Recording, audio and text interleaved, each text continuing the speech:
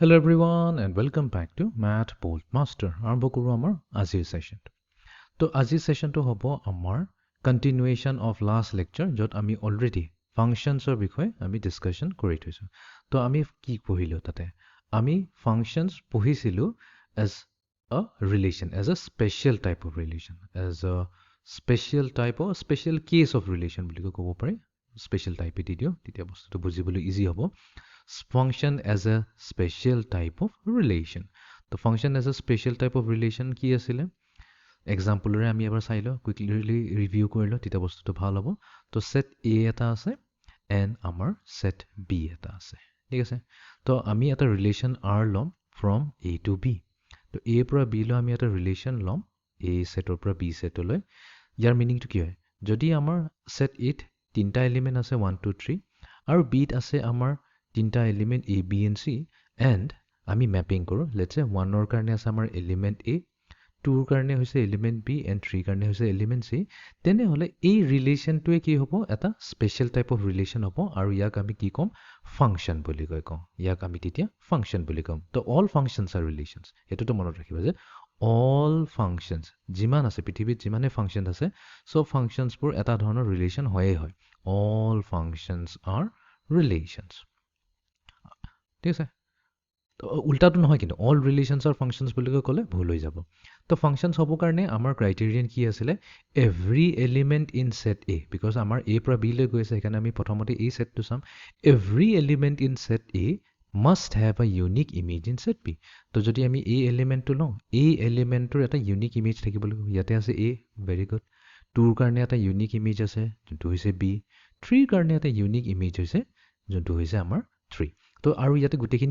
গোটেইখিনি আমাৰ element use হ'ল নে নাই? য়েছ, গোটেইখিনি এলিমেণ্ট ইউজ হৈছে। তো সেইকাৰণে আমি ক'ম যে এই এ পৰা বি লৈ যোনটো এটা ৰিলেশ্যন আছে সেইটো হৈছে এটা স্পেচিয়েল টাইপ অফ ৰিলেশ্যন আৰু সেইটোকে আমি নাম দিছোঁ ফাংচন। অ'কে, তো এইখিনিলৈকে ক্লিয়াৰ আছে। এইটো ৰিলেটেড আমি বহুতখিনি এক্সাম্পল কৰিছিলোঁ। তো আৰু এটা কাম কৰোঁ, আৰু এটা এক্সাম্পল লৈ লওঁ। চ' লেটছ চে আৰ এটা এনেকুৱা এটা ৰিলেশ্যন হয়। ৰিলেশ্যন যদি কৈ আছোঁ তেনেহ'লে কি? The set of ordered pairs x comma y such that y হৈছে ইকুৱেলছ টু 2x। এক্সাম্পলটো আমি অলৰেডি কৰিছোঁ। আৰু ইয়াতে কি হয়? x belongs to the set of natural numbers and y also belongs to the set of natural numbers, right? এতিয়া এই আৰটো এতিয়া ফাংচন হ'ব নে নাই? ডেফিনেটলি ফাংচন হ'ব, বিকজ ইয়াক যদি আমি ট্ৰাই কৰোঁ ৰষ্টাৰ ফৰ্মত লিখিবৰ কাৰণে, তো x হৈছে এটা নেচাৰেল নাম্বাৰ। তো এক্সৰ ভেলু যদি আমি 1 লওঁ তেনেহ'লে ৱাইৰ ভেলু কি আহিব? 2 × 1 আহিব, আমাক দিব 2। এক্সৰ ভেলু যদি আমি 2 লওঁ তেনেহ'লে ৱাই কি হ'ব? 2 × 2 4 আহিব। এক্সৰ ভেলু যদি 3 লওঁ তেনেহ'লে আমাৰ 6 আহিব। এনেকুৱাকৈ গৈ থাকিব। এইটো এটা ইনফাইনাইট ছেট হ'ব, বিকজ আমাৰ আৰটো ডিফাইণ্ডেই হৈছে on an. Defined on an মানে কি? ফ্ৰম এন টু এন গৈ আছে। এন হৈছে এটা ইনফাইনাইট ছেট। এই এন যোনটো set of natural number infinite set. তো অবভিয়াছলি আমাৰ ইহঁতৰ কাৰ্টেছিয়ান প্ৰডাক্টটো কি হ'ব? এটা ইনফাইনাইট ছেটেই হ'ব। আৰু তাৰে সেই এটা ইনফাইনাইট ছেটৰ এটা ছাবছেট লৈছোঁ, যোনটোক আমি আৰ বুলি কৈছোঁ, ৰিলেশ্যন আৰ। তো অফক'ৰ্ছ এইটো এটা ইনফাইনাইট ছেটেই হ'ব। অ'কে, এনিৱেইজ এতিয়া এইটো ফাংচন হ'ব নে নাই? য়েছ, ডেফিনেটলি ফাংচন হ'ব, বিকজ ইয়াতে আমাৰ কি হৈছে? এভৰি এলিমেণ্ট ইন এ, আমাৰ এই ছেটটোৰ ফাৰ্ষ্ট ছেটটোৰ এলিমেণ্ট কি হ'ব? ইয়াতে এ হৈছে আমাৰ এন। তো এন হৈছে all set of all natural numbers. তো 1 ল'ম, 2 3, নেক্সটটোত আহিব 4 5 6, এনেকৈ কৈ আহিব। গোটেইবোৰ কি হ'ব? আমাৰ নেচাৰেল নাম্বাৰ্ছে হ'ব। তো য়েছ, ডেফিনেটলি এইটো আমাৰ গোটেইখিনি এলিমেণ্ট ইউজ হৈ আছে, গোটেই নেচাৰেল নাম্বাৰ। নেক্সট কুৱেশ্যনটো হৈছে গোটেইকেইটাৰে এটা ইউনিক ইমেজ আহিছে নে নাই? য়েছ, 1ৰ কাৰণে 2ৱে আহিছে, আৰুতো বেলেগ একো অহা নাই, আৰু ক'তো আমাৰ 1 অহা নাই। 2 যদি লওঁ তেনেহ'লে তাৰ এটা ইমেজ আহিব 4। তো ডেফিনেটলি আমাৰ আৰটো কি হৈছে? আৰ হৈছে এটা special type of function, right? তো ইয়াতে আমি আৰ বুলি কৈ নকৈ পেলাই এইটোক চিম্পলি এফ বুলি কৈ দিম। তো এইটো যদি এফ হয় ডেফিনেটলি এইটো এফ হ'বই হ'ব। তো এফ ইকুৱেলছ টু আৰ কৈছোঁ, বাট একচুৱেলি এইটো আমাৰ ফাংচনে হয়। তো এটা স্পেচিয়েল টাইপ অফ ফাংচন হয়। এতিয়া আজি আমি কি কৰিম? আজি আমি ফাংচনৰ এটা চেম ফৰ্মেট, একচুৱেলি এইটোৰ পৰাই আমি বুজি পাম বস্তুটো। ফাংচন আজি আমি ফাংচনক বুজিম as a rule of dependence. Function as a rule of dependence. Rule of dependence. Rule of dependence. এতিয়া এইটো বুজিবৰ কাৰণে আমি এই এক্সাম্পলটোৰ সহায় ল'ম। তো ইয়াতে আমি এটা ৰিলেশ্যন লৈছোঁ ৱাই এণ্ড এক্স। এতিয়া ৱাই কি হৈছে? ৱাই হৈছে আমাৰ ছেকেণ্ড ছেটটোৰ এলিমেণ্ট, এক্স হৈছে আমাৰ ফাৰ্ষ্ট ছেটটোৰ এলিমেণ্ট। তো আমি এটা তাৰমানে কি ৱাই এণ্ড এক্স এলিমেণ্টৰ মাজত এটা ৰিলেশ্যন লৈছোঁ ৱাই ইকুৱেলছ টু 2x। এতিয়া ৱাই যোনটো হ'ব, ৱাই ভেলুটো কাৰ ওপৰত ডিপেণ্ড কৰি আছে? এক্সৰ ওপৰত ডিপেণ্ড কৰিছে, বিকজ আমি এক্স যদি 1 লওঁ তেতিয়া আমি y পাম এতিয়া আমি এনেকাও ক'ব পাৰো এতিয়া এইটো যোনটো আমাৰ y হৈছে এইটো কি হয় এইটো হৈ গৈছে আমাৰ ইমেজ ৰাইট আমাৰ ইমেজটো ইমেজৰ যোনটো ভ্যালু হ'ব সেইটো ডিপেন্ড কৰিব x ৰ ওপৰত এইটো ইউনিক ইমেজ আহিছে নাই তো যদি আমি এটা ইউনিক ভ্যালু অফ x লওঁ তেনেহলে এটা ইউনিক ইমেজ অফ y আহিব তো ইয়াতে কি আছে y আমিতো ইয়াতে ক'ব পাৰিম যে y is dependent আমাৰ যোনটো ইমেজৰ ভ্যালু হ'ব এটো এক্স্যাক্টলি কাৰ ওপৰত ডিপেন্ড কৰিছে y is dependent on x y x ৰ ওপৰত ডিপেন্ড কৰি আছে তো হেকাৰণে আমি এইটোকে আমি কেনেকৈ কওঁ যে y যদি x ৰ ওপৰত ডিপেন্ড কৰিছে এই বস্তুটোকে আমি ম্যাথমেটিক্যালি লিখো যে y হৈছে ফাংশন অফ x ঠিক আছে এই সেম বস্তুটো y is dependent on x কিবা এটা বস্তু কাবৰ ওপৰত ডিপেন্ড কৰি আছে তো হেতুকে আমি কম y equals to function of x so ইয়াতে আমি একো নতুন কথা কোৱা নাই আমি যোনটো already function as a special type of relation আছে তাৰ পৰা আমি উলাইছো জাস্ট আমি ইয়াতে কি কৰিছিলো আমি যেতিয়া নৰ্মেল ফাংশনৰ কথা পাতো ফাংশনৰ কথা পাতলে আমি কি সদায় set a to set b কোনটো সেটৰ পৰা কোনটো সেটলৈ গৈছে আমি হেতুৰ কথা পাতো যেতিয়া আমি function as a rule of ডিপেন্ডেন্সৰ কথা পাতো হেতু সময়ত আমি কাৰ কথা পাতো আমাৰ যোনটো এটা ইমেজ আছে আৰু x কি হৈ যায় যদি y টো ইমেজ হৈ যায় x হৈ যাব প্ৰি ইমেজ তো প্ৰি ইমেজ আৰু ইমেজৰ মাজত কোনটো ৰিলেশনশিপ আছে অফ কোৰ্স এটো সে এটা ৰিলেশনশিপ থাকিব সেই ৰিলেশনশিপটোৰ পৰা এটা যোনটো ডিপেন্ডেন্সি এটা আমি উলাও হেতুকে আমি কওঁ ফাংশন বুলি সো y হৈ যায় এটা ফাংশন অফ x এতিয়া এইবোৰ ফাংশনৰ এটা বহুত ধৰণৰ ফাংশন থাকে তো আমি ওৱান বাই ওৱান ষ্টাডি কৰি যাম তেতিয়া বস্তুবোৰ আৰু ক্লিয়াৰ হৈ যাব so types of function study কৰাৰ আগতে মই এটা ফাংশনৰ আৰু এটা কুইক আইডিয়া এটা দি দিওঁ এইটো বস্তুটো আৰু ভালদৰে ক্লিয়াৰ হৈ যাব সো লেটস সে এইটো হৈছে আমাৰ এটা ফাংশন ঠিক আছে স্মল এফ এটি নোট কৰিছো এতিয়া এই ফাংশনটোত আমি কি কৰো জেনাৰেলি এনেকৈ চালে হ'ল আমি দিও এটা ইনপুট আৰু ফাংশনত কিবা এটা হ'ব হোৱাৰ পিছত আমাক দিব এটা output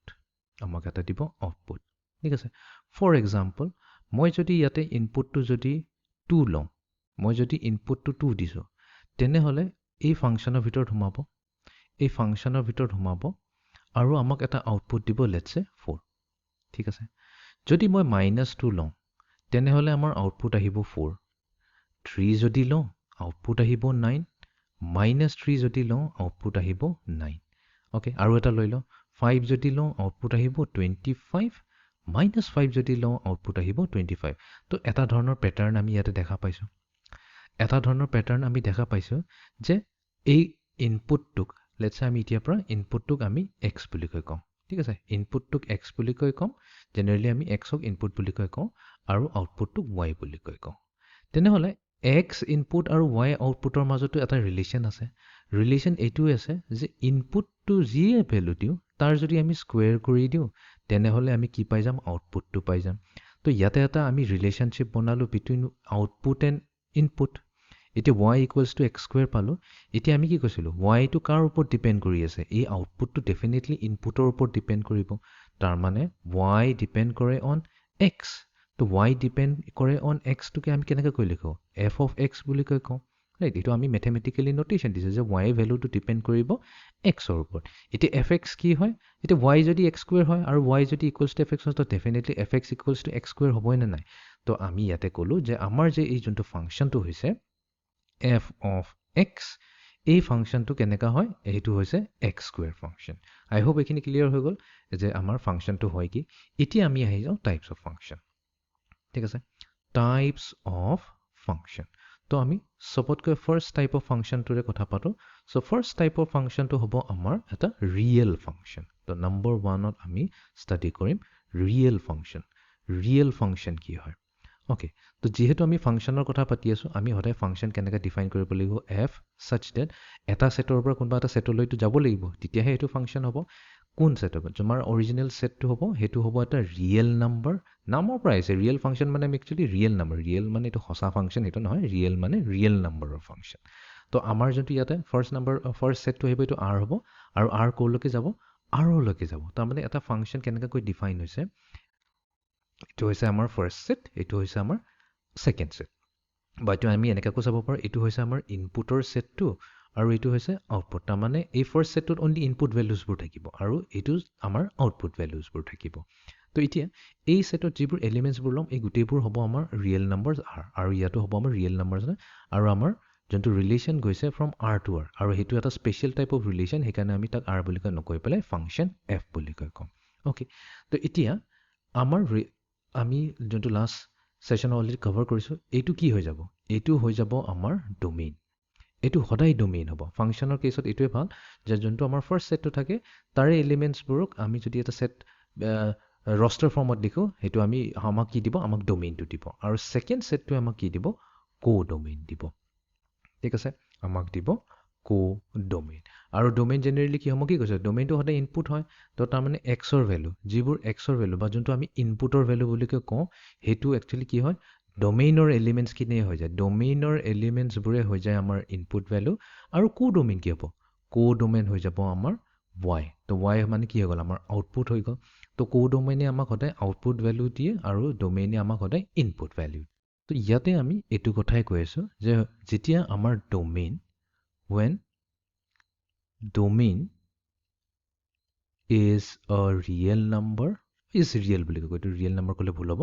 is a real set and because domain টো আমাৰ এটা set হয় and codomain is also a real set যদি আমি দুইটাই real setৰ কথা কওঁ মানে এইটো এটা real set এইটো এটা real set then we have real functions তো আমি কেতিয়া real functionsৰ কথা পাতি আছো real number of functions হৈ যাব এটা ধৰণৰ real functions ঠিক আছে নেক্সট টাইপৰ ফাংচনটো হ'ব কমপ্লেক্স ফাংচন বাট সেইটো আমাৰ চিলেবাছৰ বাহিৰত থাকিব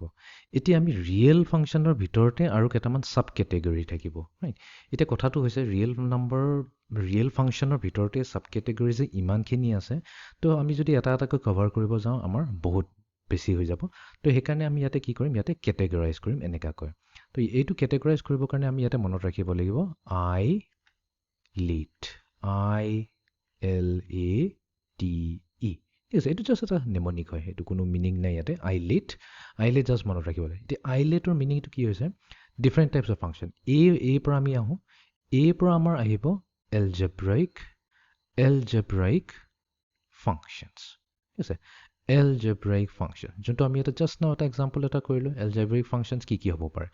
fx আছে য'ত আমাৰ আছে ইয়াতে x স্কুৱেৰ আছে বা fx হ'ব পাৰে x কিউব ৰাইট ক'তবা হ'ব পাৰে fx ইকুৱেলছ টু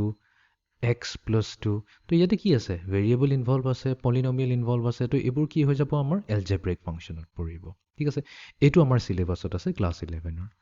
নেক্সট আমাৰ আহিব ট্ৰিগনমেট্ৰিক ফাংচনছ যোনটো আগেন আমাৰ ক্লাছ 11তে আছে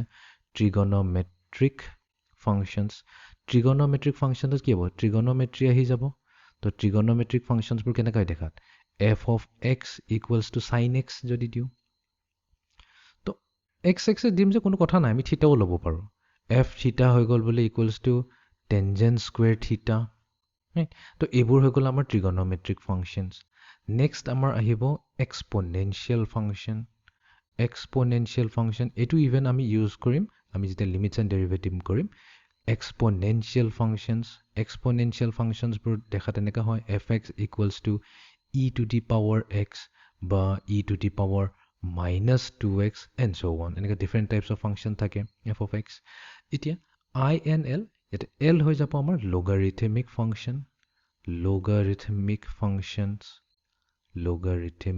ফাংচনছ এইটো ইম্পৰ্টেণ্ট হয় তো লগাৰিথমিক ফাংচনছত আমাৰ থাকিব fx equals two log x বা থাকিব এনেকুৱা fx equals two 2 divided by 1 plus natural log of x ঠিক আছে তো এইটো হৈ গ'ল আমাৰ এটা লগাৰিথমিক ফাংচনছ এণ্ড I যোনটো হয় এইটোক আমি শ্বৰ্ট ফৰ্মত ITF বুলি কওঁ ITF যোনটো আছে আমাৰ ক্লাছ 12ত আছে এইটো হৈ যাব আমাৰ ইনভাৰ্ছ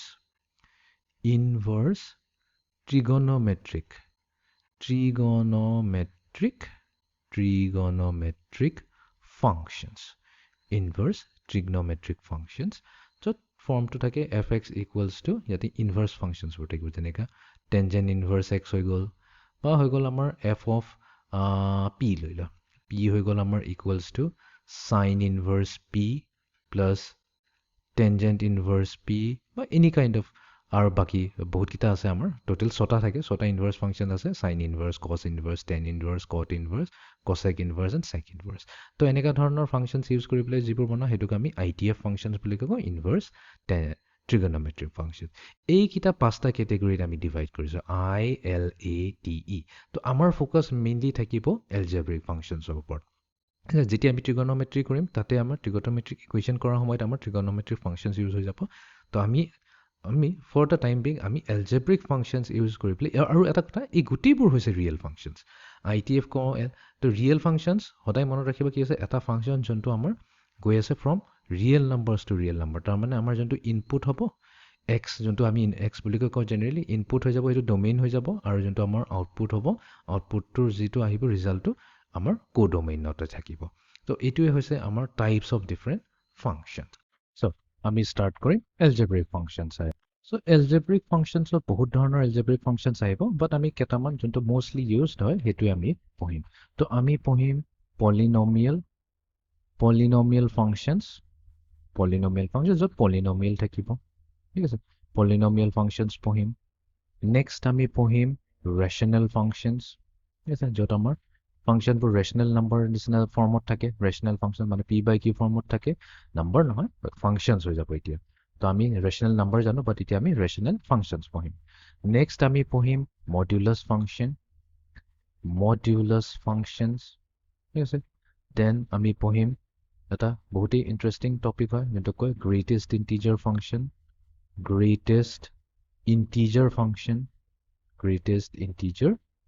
ফাংচন এণ্ড দেন আমি পঢ়িম ছিগনাম ফাংচন, ঠিক আছে, বা চাইন ফাংচন বুলি কোৱা হয়। এইটোক ছিগনাম ফাংচন বুলি কোৱা হয়, ছিগনাম বা চাইন ফাংচন। এতিয়া ইচ কেছত আমি কি কৰিম গোটেইকেইটাৰ ডেফিনেশ্যনটো আমি চাম, গোটেইবোৰৰে ইচৰে ডেফিনেশ্যনটো চাম। পলিনমিয়েল ফাংচন হ'বৰ কাৰণে কি হ'ব তাক কেনেকৈ ডিফাইন কৰিম আমি সেইটো চাম। দেন আমি তাহাঁতৰ ডমেইনটো কেলকুলেট কৰিম এণ্ড দেন ইহঁতৰ ৰেঞ্জ কেলকুলেট কৰিম and on top of that আৰু এটা বস্তু আমি কৰিম যোনটো হৈছে ডেফিনেশ্যন প্লাছ গ্ৰাফ। আমি ইচ ফাংচনৰ গ্ৰাফটো আমি চাম বিকজ গ্ৰাফ যেতিয়ালৈকে আমি নাচাওঁ তেনেহ'লে আমাৰ বহুত বস্তু ক্লিয়াৰ নহয়, আৰু গ্ৰাফ যদি আমি চাওঁ তেনেহ'লে আমাৰ বহুত বস্তুবোৰ ক্লিয়াৰ হৈ যাব। অ'কে, এতিয়া আমি আৰম্ভ কৰোঁ ইচ algebraic ফাংচনটোৰ study one buy one. চ' পলিনমিয়েল ফাংচনটোৰে আমি আৰম্ভ কৰোঁ। এতিয়া মনত কৰক ক্লাছ 9ত আমি পলিনমিয়েল ফাংচন একচুৱেলি অলৰেডি পায়েই থৈছিলোঁ। তো পলিনমিয়েল ফাংচন এটা এনেকুৱাকৈ লিখা হয় px ইকুৱেলছ টু এটা কনষ্টেণ্ট টাৰ্ম থাকিব a0 ফাৰ্ষ্ট টাৰ্ম, নেক্সট টাৰ্মটো হৈ গ'ল আমাৰ a1x, নেক্সট টাৰ্মটো কি হ'ব a2 times x square, next টাৰ্মটো হ'ব a3 টাইমছ x কিউব, এনেকুৱাকৈ গৈ থাকিব। গৈ আমি লাষ্ট টাৰ্মটো কওঁ an multiply to x to the power n। তো এইটো হৈ গ'ল আমাৰ এটা পলিনমিয়েল ফাংচন, ৰাইট। ফাংচন কেলৈ কৈ আছোঁ বিকজ ইয়াতে এই পলিনমিয়েলটোৰ ভেলু কি হ'ব সেইটো ডিপেণ্ড কৰিব ক'ৰ ওপৰত, এক্সৰ ওপৰত। এক্সৰ ভেলু যদি 0 লওঁ 1 লওঁ 2 লওঁ তেনেকুৱাকৈ আমি কি হয় pxটো ডিফাইন কৰি যাব পাৰিম। এতিয়া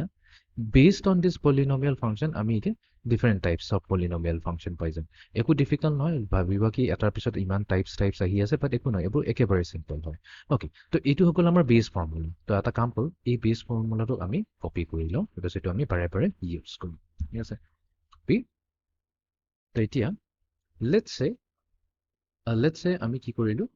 ইয়াতে খালি এটা টাৰ্ম ৰাখিলোঁ, এই যোনটো ফাৰ্ষ্ট টাৰ্ম হয় এইটো ৰাখিলোঁ আৰু বাকী গোটেইখিনি আমি গুচাই দিলোঁ, ঠিক আছে। গোটেইখিনি যদি গুচাই দিওঁ তেতিয়াকে আমি এইটো গুচাই দিওঁ, এইটো ইৰেজ কৰি দিওঁ। এতিয়া গোটেইখিনি যদি উৰাই দিওঁ তেনেহ'লে আমাৰ তাত কি থাকিল জাষ্ট এটা কনষ্টেণ্ট টাৰ্ম থাকিলে। তো এই বস্তুটোকে আমি এনেকুৱাকৈ অলপ ৰিৰাইট কৰি লওঁ বিকজ আমি px আমি যিহেতু ফাংচনৰ কথা পাতি আছোঁ একেই কথা হয়, p of x লিখোঁ বা f of x লিখোঁ কথাটো একেই হয়, কোনো প্ৰব্লেম নাই। বাট আমি f of x এইকাৰণে লিখিছোঁ যাতে আমাৰ ফাংচনৰ কথা পাতিছোঁ, তো আমি ফাংচনৰ টাৰ্মছত লিখিলে বস্তুবোৰ বেছি ইজি হ'ব। ইকুৱেলছ টু a0 আছে, তো a0 নকৈ পেলাই চাম কনষ্টেণ্ট c বুলি ক'ব, কনষ্টেণ্টে হয়। কনষ্টেণ্টটোতো আমি ভেলুটো নাজানো, তো আমাৰ ইচ্ছা মতে ঠিক আছে সেইটো c বুলি কৈ লৈ দিম। তো আমি পালোঁ fx ইকুৱেলছ টু c। এইটো হৈ গ'ল আমাৰ এটা কনষ্টেণ্ট ফাংচন। এইটোক দিলে আমাক কি এইটোৱে দিলে আমাক এটা কনষ্টেণ্ট ফাংচন। এইটো কেলে আমি কনষ্টেণ্ট ফাংচন বুলি কওঁ, এই পলিনমিয়েল ফাংচনটোক আমি কনষ্টেণ্ট ফাংচন এইকাৰণে কৈ আছোঁ এক্সৰ ভেলু আমি যিয়ে নলওঁ কিয়, এক্সৰ ভেলু যদি আমি 0 লওঁ, লেটছ চে এক্স ৰিয়েল নাম্বাৰ হয়, মই এটা 0 হৈছে এটা ৰিয়েল নাম্বাৰ 0 লওঁ, তেনেহ'লে f of 0 কি হ'ব এইটো ইয়াৰ ওপৰত ডিপেণ্ডে নকৰে, ইয়াতেতো চিয়ে থাকিব, কনষ্টেণ্ট হয় চি। 0 ল'লে ই চিয়ে থাকিব। x ইকুৱেলছ টু যদি -2/3 লওঁ আমি লিখিম কেনেকুৱা f of x, বাট এক্সৰ ভেলু আমি লৈছোঁ -2/3, ই মেটাৰে নকৰে, ইয়াৰ ভেলু চিয়ে থাকিব। তো তাৰমানে আমি এক্সৰ ভেলু যিয়ে নলওঁ কেলে এক্সৰ ভেলু যদি বা স্কুৱেৰ ৰুট অফ 2 লওঁ তেনেহ'লে এফ অফ এক্স কি হৈ যাব F of square root of 2 এইটোৱে আমাক কি দিব ষ্টিল চিয়ে দিব তো আমি যিয়ে ভেলু ইউজ কিয় নকৰোঁ এক্স আমাৰ সদায় যোনটো ভেলু আহিব এটা কনষ্টেণ্ট ভেলু আহিব গ্ৰাফিকেলি যদি চাওঁ এইটো এনেকা হৈ যাব তো এইটো হৈ গ'ল আমাৰ y এক্সিছ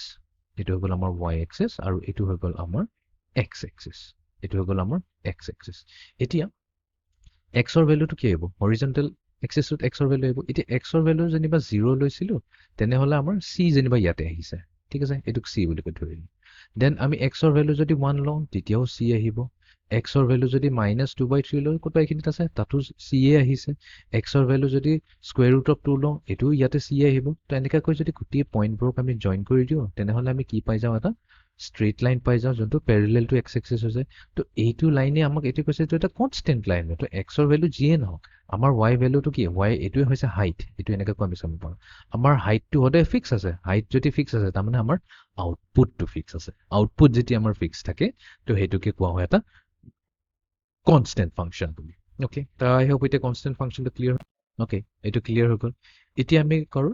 আকৌ আমি আমাৰ পলিনমিয়েল ফাংচনটো লৈছোঁ ঠিক আছে তো যেনেকৈ ইয়াতে আমি এটা টাৰ্ম ৰাখি বাকী গোটেইখিনি উৰাই দিছোঁ তো আমি কি কৰিম ফাৰ্ষ্ট দুটা টাৰ্ম ৰাখি থওঁ এই ফাৰ্ষ্ট দুটা টাৰ্ম ৰাখি থওঁ আৰু বাকী গোটেইখিনি টাৰ্মক আমি গুচাই দিওঁ ঠিক আছে গোটেইখিনিক আমি গুচাই দিওঁ তো আমাৰ এই দুটা টাৰ্মক যদি আমি ফাংচন টাৰ্মছত লিখোঁ তেনেহ'লে এইটোক আমি এনেকুৱাকৈ লিখিব পাৰোঁ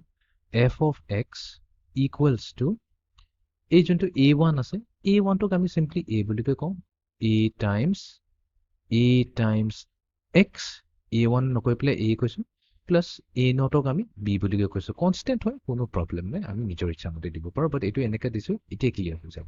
ঠিক আছে তো দুটা টাৰ্ম যদি থাকে আমি এফ এক্সক ax প্লাছ b বুলিকৈ কৈছোঁ অ'কে নেক্সট আকৌ আমি পলিনমিয়েলটো লওঁ চেম পলিনমিয়েল আকৌ লওঁ এইবাৰ আমি কি কৰিম এইবাৰ আমি প্ৰথম তিনিটা টাৰ্ম ৰাখিম প্ৰথম তিনিটা টাৰ্ম ৰাখি বাকীখিনি উৰাই দিম তো এইটো হ'ল ফাৰ্ষ্ট ছেকেণ্ড এইটো হ'ল থাৰ্ড আৰু বাকীখিনি আমি গোটেইখিনি উৰাই দিলোঁ ঠিক আছে তো এতিয়া আমি কি পাম ইয়াতে আমি ক'ম যে আমাৰ যোনটো ফাংচন হ'ব দেখাত কেনেকুৱা হৈছে আমাৰ তাত কি আছে a2x² আছে তো a2 বুলি নকৈ পেলাই মই চিম্পলি a বুলিকৈ কওঁ তো এইটো হৈ যাব ax² প্লাছ আমাৰ ইয়াতে আছে a1 ইনটু x তো a1ক যদি আমি b বুলি লওঁ তো এইটো হ'ব bx এণ্ড দেন a0টো হৈ গ'ল আমাৰ c ax² plus bx plus c আহিলে অ'কে আকৌ এবাৰ আমি pxটো লওঁ এইবাৰ আমি কি ক'ম প্ৰথম চাৰিটা টাৰ্ম লওঁ আৰু বাকী গোটেইখিনি টাৰ্ম আমি গুচাই দিম 4 টাৰ্মছ লৈছোঁ তো তেনেহ'লে আমাৰ ফাংচনটো দেখাত কেনেকুৱা হ'ব এফ এক্স হৈ যাব ইকুৱেলছ টু চ' a3 আছে a3x³ তো a3ক আমি ক'লোঁ ax³ দেন a2x² আমি কৈছোঁ bx² a1xক আমি ক'ম cx এণ্ড a0ক আমি ক'লোঁ d হৈ গ'ল তো আমি পেটাৰ্ণটো গমেই পাইছোঁ তো আমাৰ কি হৈছে আমাৰ যোনটো অৰিজিনেল পলিনমিয়েল ফাংচনটো আছিলে তাৰ পৰা আমি এটাই টাৰ্ম ৰাখিছিলোঁ কনষ্টেণ্ট টাৰ্মটো ৰখাৰ কাৰণে আমি কনষ্টেণ্ট ফাংচন পাইছিলোঁ নেক্সট ইয়াতে আমি কি কৰিলোঁ দুটা টাৰ্ম ৰাখিলোঁ এটা এক্স টাৰ্ম আছেতো তো সেইকাৰণে এইটোক এটা আমি নাম দি দিওঁ এইটো হৈ যাব আমাৰ লিনিয়াৰ ফাংচন এইটো হৈ যাব আমাৰ এটা লিনিয়াৰ ফাংচন লিনিয়াৰ কেলে বিকজ ইয়াতে এক্সৰ যোনটো হায়েষ্ট পাৱাৰ হৈছে 1 এক্সৰ যদি হায়েষ্ট পাৱাৰ 1 হয় তেনেহ'লে আমাক সেইটো আমি লিনিয়াৰ ফাংচন বুলি কওঁ ঠিক আছে নেক্সট আকৌ পলিনমিয়েল ফাংচনটোত আমি কি কৰিলোঁ তিনিটা টাৰ্ম ল'লোঁ তাকে আমি অলপ সজাই পৰাই লিখিলোঁ তেনেহ'লে আমি কি পালোঁ ax² plus bx plus c এতিয়া এক্সৰ হায়েষ্ট পাৱাৰটো কি আছে 2 আছে তো এইটো হৈ যাব এটা কোৱাড্ৰেটিক ফাংচন বিকজ এইটো কি কোৱাড্ৰেটিক ইকুৱেশ্যনৰ নিচিনা দেখাত হয় তো এইটোৱে দিলে আমাক এটা quadratic function and then finally আমাৰ এফ এক্স যোনটো এইটো দিলে আমি যোনটো চাৰিটা টাৰ্ম লৈছোঁ পলিনমিয়েল ফাংচন বাকীখিনি গুচাই দিলোঁ তো এইটোৱে কি দিছে এটা কিউবিক ফাংচন দিছে তো গোটেইখিনিতো ফাংচনে হয় গোটেইখিনি হৈছে আমাৰ কি পলিনমিয়েল ফাংচন ৰাইট তো ফাৰ্ষ্টত আমি সেই ফাৰ্ষ্টটো আমি লিখি লওঁ যোনটো পাইছিলোঁ আমাৰ F x is equals to C তো সেইটো দিছিলে আমাক এটা কি দিছিলে কনষ্টেণ্ট ফাংচন কৰিলে গোটেইখিনি কনষ্টেণ্ট ফাংচন তেতিয়া দেখাত বস্তুটো ক্লিয়াৰ হ'ব তো এটা টাৰ্মত আমি কনষ্টেণ্ট ফাংচন দুটা টাৰ্মত লিনিয়াৰ তিনিটা টাৰ্মত কোৱাড্ৰেটিক চাৰিটা টাৰ্মত কিউবিক ডিপেণ্ডিং আপন এক্সৰ হায়েষ্ট পাৱাৰ কি হয় তো অকল চাৰিটা পাৱাৰ ল'লেই নহ'ব তো নেক্সট যদি লওঁ আৰু টাৰ্ম এক্সৰ যদি হায়েষ্ট পাৱাৰ 4 হৈ যায় সেইটো বাই কোৱাড্ৰেট্ৰিক ফাংচন হৈ যাব তো এনেকুৱাকৈ আমি যিবোৰ ফাংচনবোৰ ল'লোঁ এইবোৰতো চব ক'ৰ পৰা লৈছোঁ পলিনমিয়েলৰ পৰাই লৈছোঁ ৰাইট আমাৰ যোনটো অৰিজিনেল পি এক্স আছিলে তাৰ পৰাই আমি লৈছোঁ যিখিনি আমাক লাগে তো সেইকাৰণে এইবোৰ কি হৈছে ইভেণ্টো সিহঁতৰ নাম কনষ্টেণ্ট দিছে লিনিয়াৰ কোৱাড্ৰেটিক কিউবিক বাট এইবোৰ গোটেইবোৰ কি হৈছে এই গোটেইবোৰ হৈছে polynomial function. These are all types of polynomial function. Our polynomial function to car under as algebraic function. To ami kobo parim je etu hoise eta algebraic function, etu hoise eta algebraic function, and yes, etu hobo eta algebraic function. So ebur ami ki kori aso? Ebur ami actually ki kori aso? Sob rules or kothai pati aso, right? Rules or kotha pati aso. To etu hoy jabo ki? Yate amar guti x elements bur ahi jabo, aru yate amar guti y elements bur ahi jabo. Ami jonto f loiso. F is a function from set A to set B. তো এই ফাংশনটো কি হ'ব এই ফাংশনটো এটা relation বনাইছে a and b সেই relation মানে কি এটা ৰুল আছে কিবা এটা ৰুল ইউজ কৰিছে যোনটো a b লগত কানেক্ট কৰাইছে a ৰ পৰা b লৈ আমি কৈছো এইবোৰকে আমি fx বুলি কৈছো এটোই আমি কানেক্ট কৰাইছো between input x and output y right এটো বস্তু পাহৰি নেযাবা যে এটো বহুতে fx কৰোতে মেইন আমাৰ যোনটো ডেফিনিশনটো হয় হেতুৱে বহুতে পাহৰি যায় বাট এটো একেবাৰে সিম্পল ঠিক আছে কানেকশনটো সদায় বনাই ৰাখিলে আমাৰে নিজৰ কাৰণে ভাল So constant function or graph to ami already cite hoiso. So it depend koribo c report. So c is eniba a particular case to karne ami c eta value loilo. Let's say c value is equals to 5. Eta possible easy hobo. 5 or meaning to etu koise je ami x or value g nolo kele amar jonto y value thakibo etu hodai fixed 5 ote thakibo ekane etu constant function ago. Etia next question to ahe je a function f jonto ho a function f or domain to ki hobo. ঠিক আছে এতিয়া ডোমেইনৰ মিনিংটো কি হয় সদায় মনত ৰাখিবা আমি সদায় ডেফিনিশনটো মনত ৰাখিব লাগিব তো আমাৰ ফাংশন ডিফাইন হয় কি একদম অৰিজিনাল ফাংশনটো হৈছে আমাৰ ৰিয়েল নাম্বাৰ ফাংশন ফৰ কি হৈছে from real number to real number এতিয়া এই r টোক আমি কি বুলি কওঁ ডোমেইন বুলি কওঁ এটো হৈ গৈছে আমাৰ ডোমেইন আৰু এই r টো হৈ গৈছে আমাৰ কো ডোমেইন ৰাইট এটো হৈ গৈছে আমাৰ কো ডোমেইন এতিয়া দুটা ডোমেইন এণ্ড কো ডোমেইনটো হৈ গৈছে আমাৰ ৰিয়েল নাম্বাৰ x কি ডোমেইন টু কি হয় ডোমেইন জেনাৰেলি আমাৰ x হ'ব আৰু কো ডোমেইন কি হ'ব fx ৰ ভ্যালু তাৰমানে x পুট কৰাৰ পিছত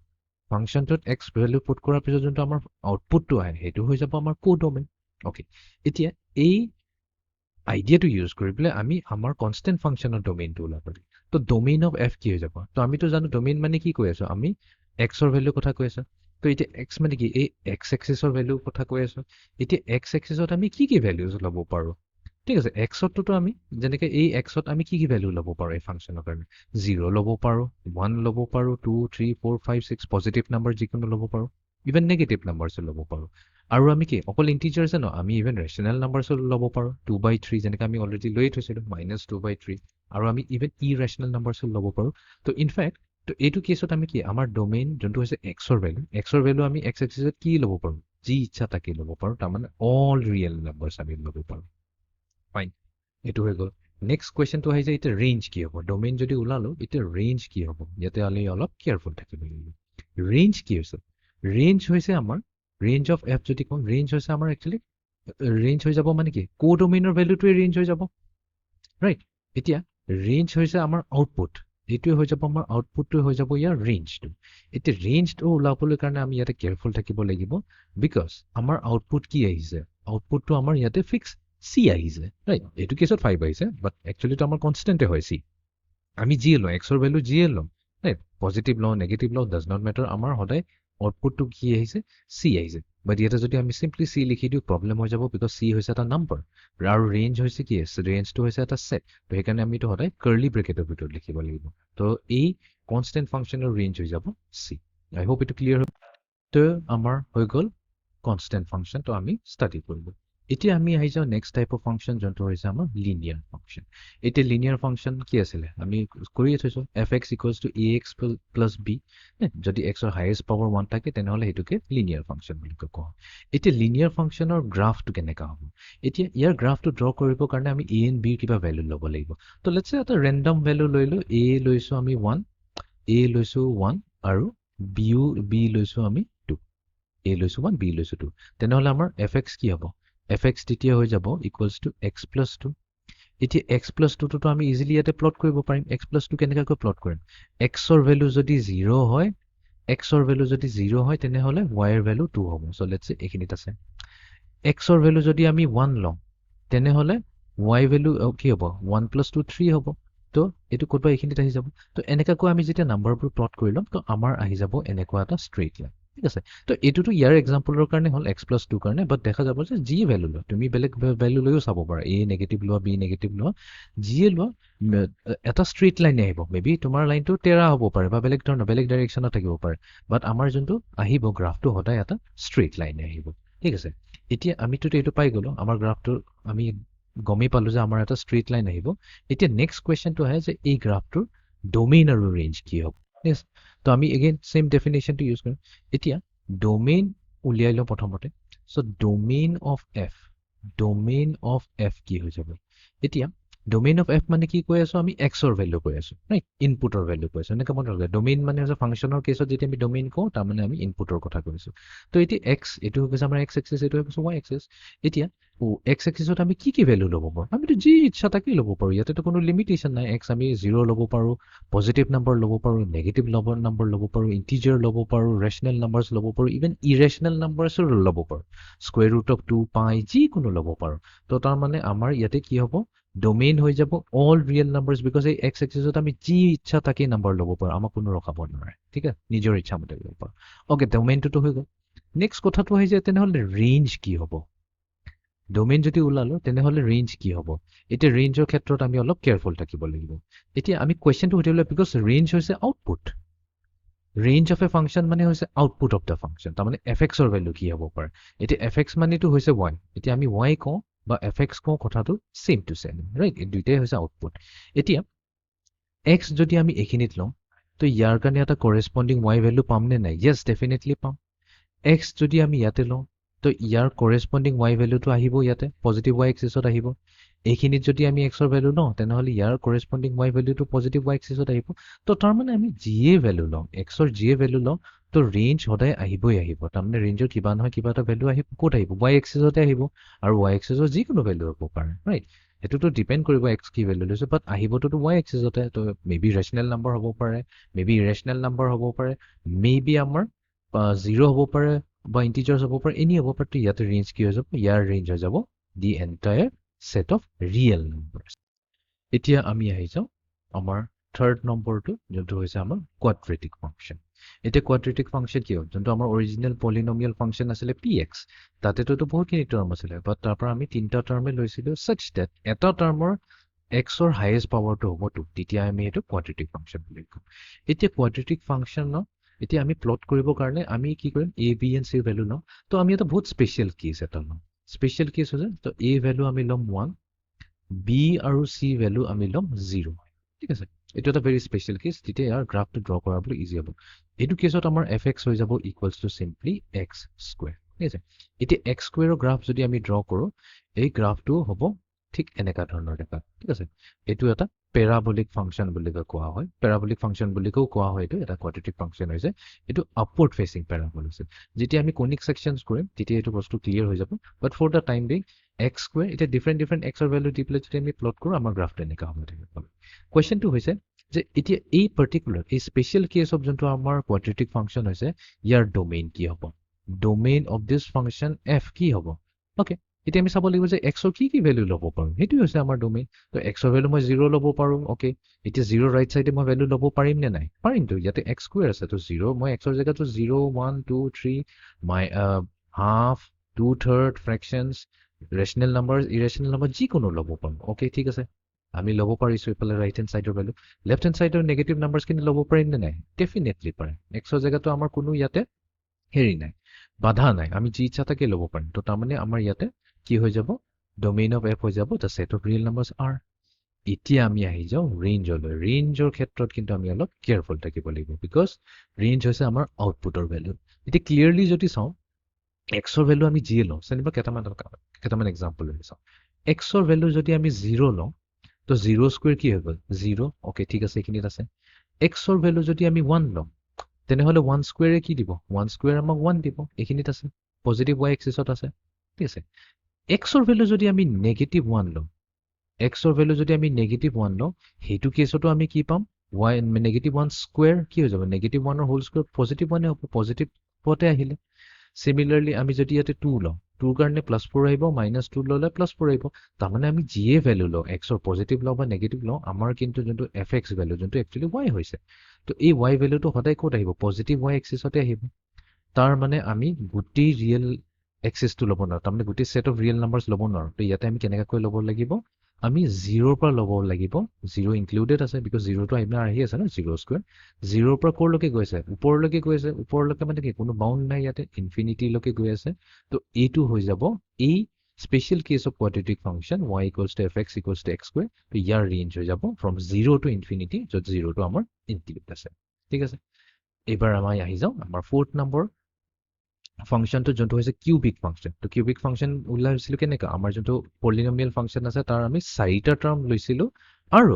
সেই 4টা টাৰ্মৰে এটা টাৰ্ম থাকিব যাৰ এক্সৰ হাইয়েষ্ট পাৱাৰটো থাকিব লাগিব 3। সেইকাৰণেতো এইটো কিউবিক বুলি কোৱা হৈছে। কিউবিক মানেই হৈছে 3। অ'কে, এগেইন আমি এইটো কি কৰিম, ইয়াতে এটা স্পেচিয়েল কেছ ল'ম। তো ইয়াতে আমি a ভেলু ল'ম 1, বাকী b c and d value ল'ম আমি 0। বিকজ এইকাৰণে আমি স্পেচিয়েল কেছ লৈছোঁ, বিকজ ইয়াতে যদি b এণ্ড c কিবা বেলেগ নন জিৰ' ভেলু হয়, তেনেহ'লে কি হ'ব, আমাৰ এই পেৰাবোলাটো ওপৰ ফেচিঙে হ'ব, বাট ই কি শ্বিফ্ট হ'ব। কোনোবা কেছত হ'ব পাৰে আমাৰ পেৰাবোলাটো এনেকা হৈ যায়, কোনোবা কেছত হৈ যাব আমাৰ পেৰাবোলা, দেন সেইটো কেছত কিন্তু আমাৰ ৰেঞ্জ বেলেগ হৈ যাব, ডিপেণ্ড, বিকজ আমাৰ ৰেঞ্জ এতিয়া ক'ৰ পৰা আৰম্ভ হৈছে, এইখিনিৰ পৰা আৰম্ভ হৈছে। তাৰমানে এইটো হৈ যাব লোৱেষ্ট ভেলু অফ y, আৰু ইয়াৰ পৰা ওপৰলৈ যাব। তেতিয়া সেইটো ডিপেণ্ড কৰিব আমাৰ পেৰাবোলাৰ ক'ত আছে, তাৰ ভাৰ্টেক্সটো ক'ত আছে, কোনটো এক্সিছ y এক্সিছৰ কোনটো পইণ্টৰ লগত কোইনচাইড কৰিছে, সেইটো ডিপেণ্ড কৰিব সেই প্ৰব্লেমটোৰ ওচৰত। সেইকাৰণে আমি ইয়াতে স্পেচিয়েল কেছ লৈছোঁ। তো ইয়াতে আমি যদি a ইকুৱেলছ টু 1 লওঁ, b c d 0 লওঁ, তেনেহ'লে আমাৰ এই কিউবিক ফাংচনটো দেখাত কেনেকৈ হৈ যাব, fx হৈ যাব ইকুৱেলছ টু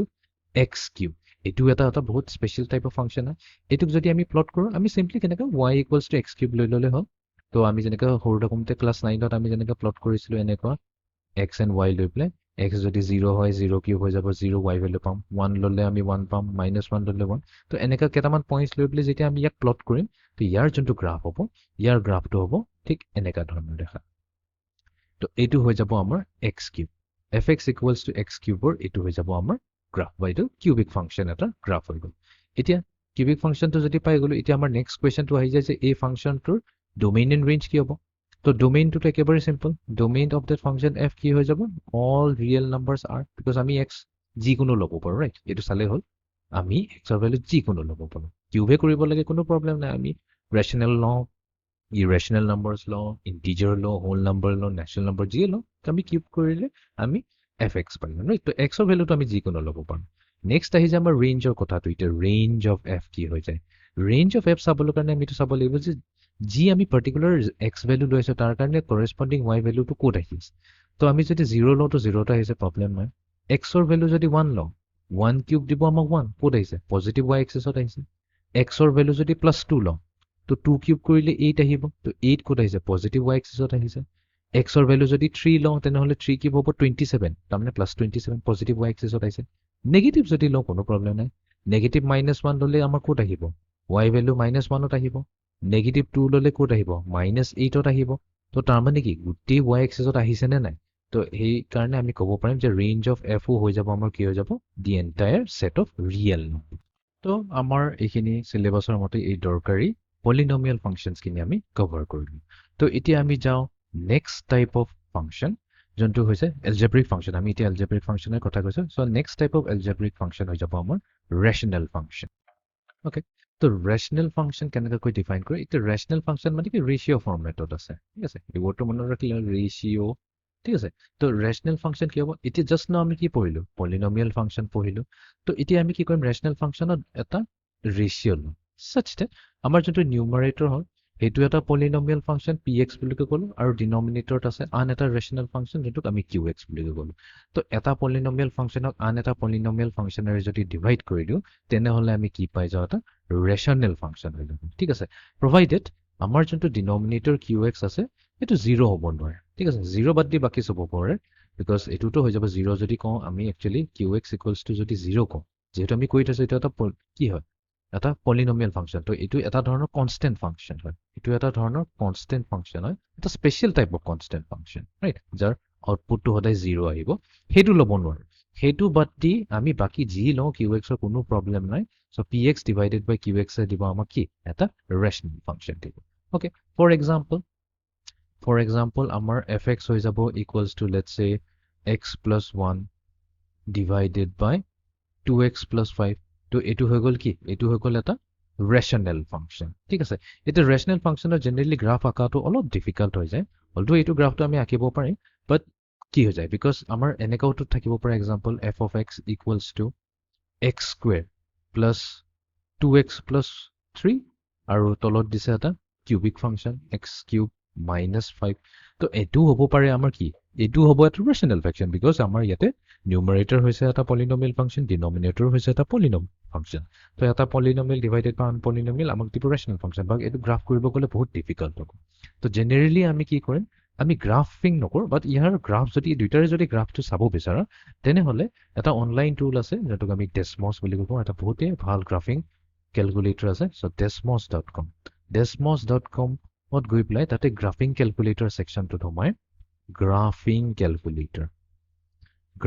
কেলকুলেটৰ সেই ছেকশ্যনটোত সোমাই পেলাই এটা কাম কৰিব তাতে চিম্পলি গৈ পেলাই এইটো টাইপ কৰি ল'ল fx ইকুৱেলছ টু লিখিব নালাগে directly x plus 1 divided by অলপ খেলিবা তেতিয়া বস্তুটো কম পাই যাব কেনেকৈ টাইপ কৰে x plus 1 divided by 2x plus 5 type কৰিবা তাৰ গ্ৰাফটো চাবা এণ্ড সিমিলাৰলি এইটো টাইপ কৰি ল'বা খালি এই ৰাইট হেণ্ড সাইডটো টাইপ কৰিলে হ'ল টাইপ কৰি পেলাই গ্ৰাফটো চাই ল'বা কেনেকৈ হয় দেখা এটা বহুত ধুনীয়া ধুনীয়া গ্ৰাফ আঁকিব পাৰে ওকে এতিয়া আমি এটা স্পেচিয়েল টাইপৰ গ্ৰাফ কিন্তু ইয়াতে ড্ৰ কৰিব পাৰিম তো fx যদি আমি লওঁ 1/x হ'ব দে নাই এইটো ৰেচনেল ফাংচন ইয়েছ বিকজ 1 কি হৈছে 1ও এটা পলিনমিয়েল হয় ডেফিনেটলি এইটো এটা কি এটা কনষ্টেণ্ট পলিনমিয়েল হয় এইটো হৈছে আমাৰ এটা constant polynomial function polynomial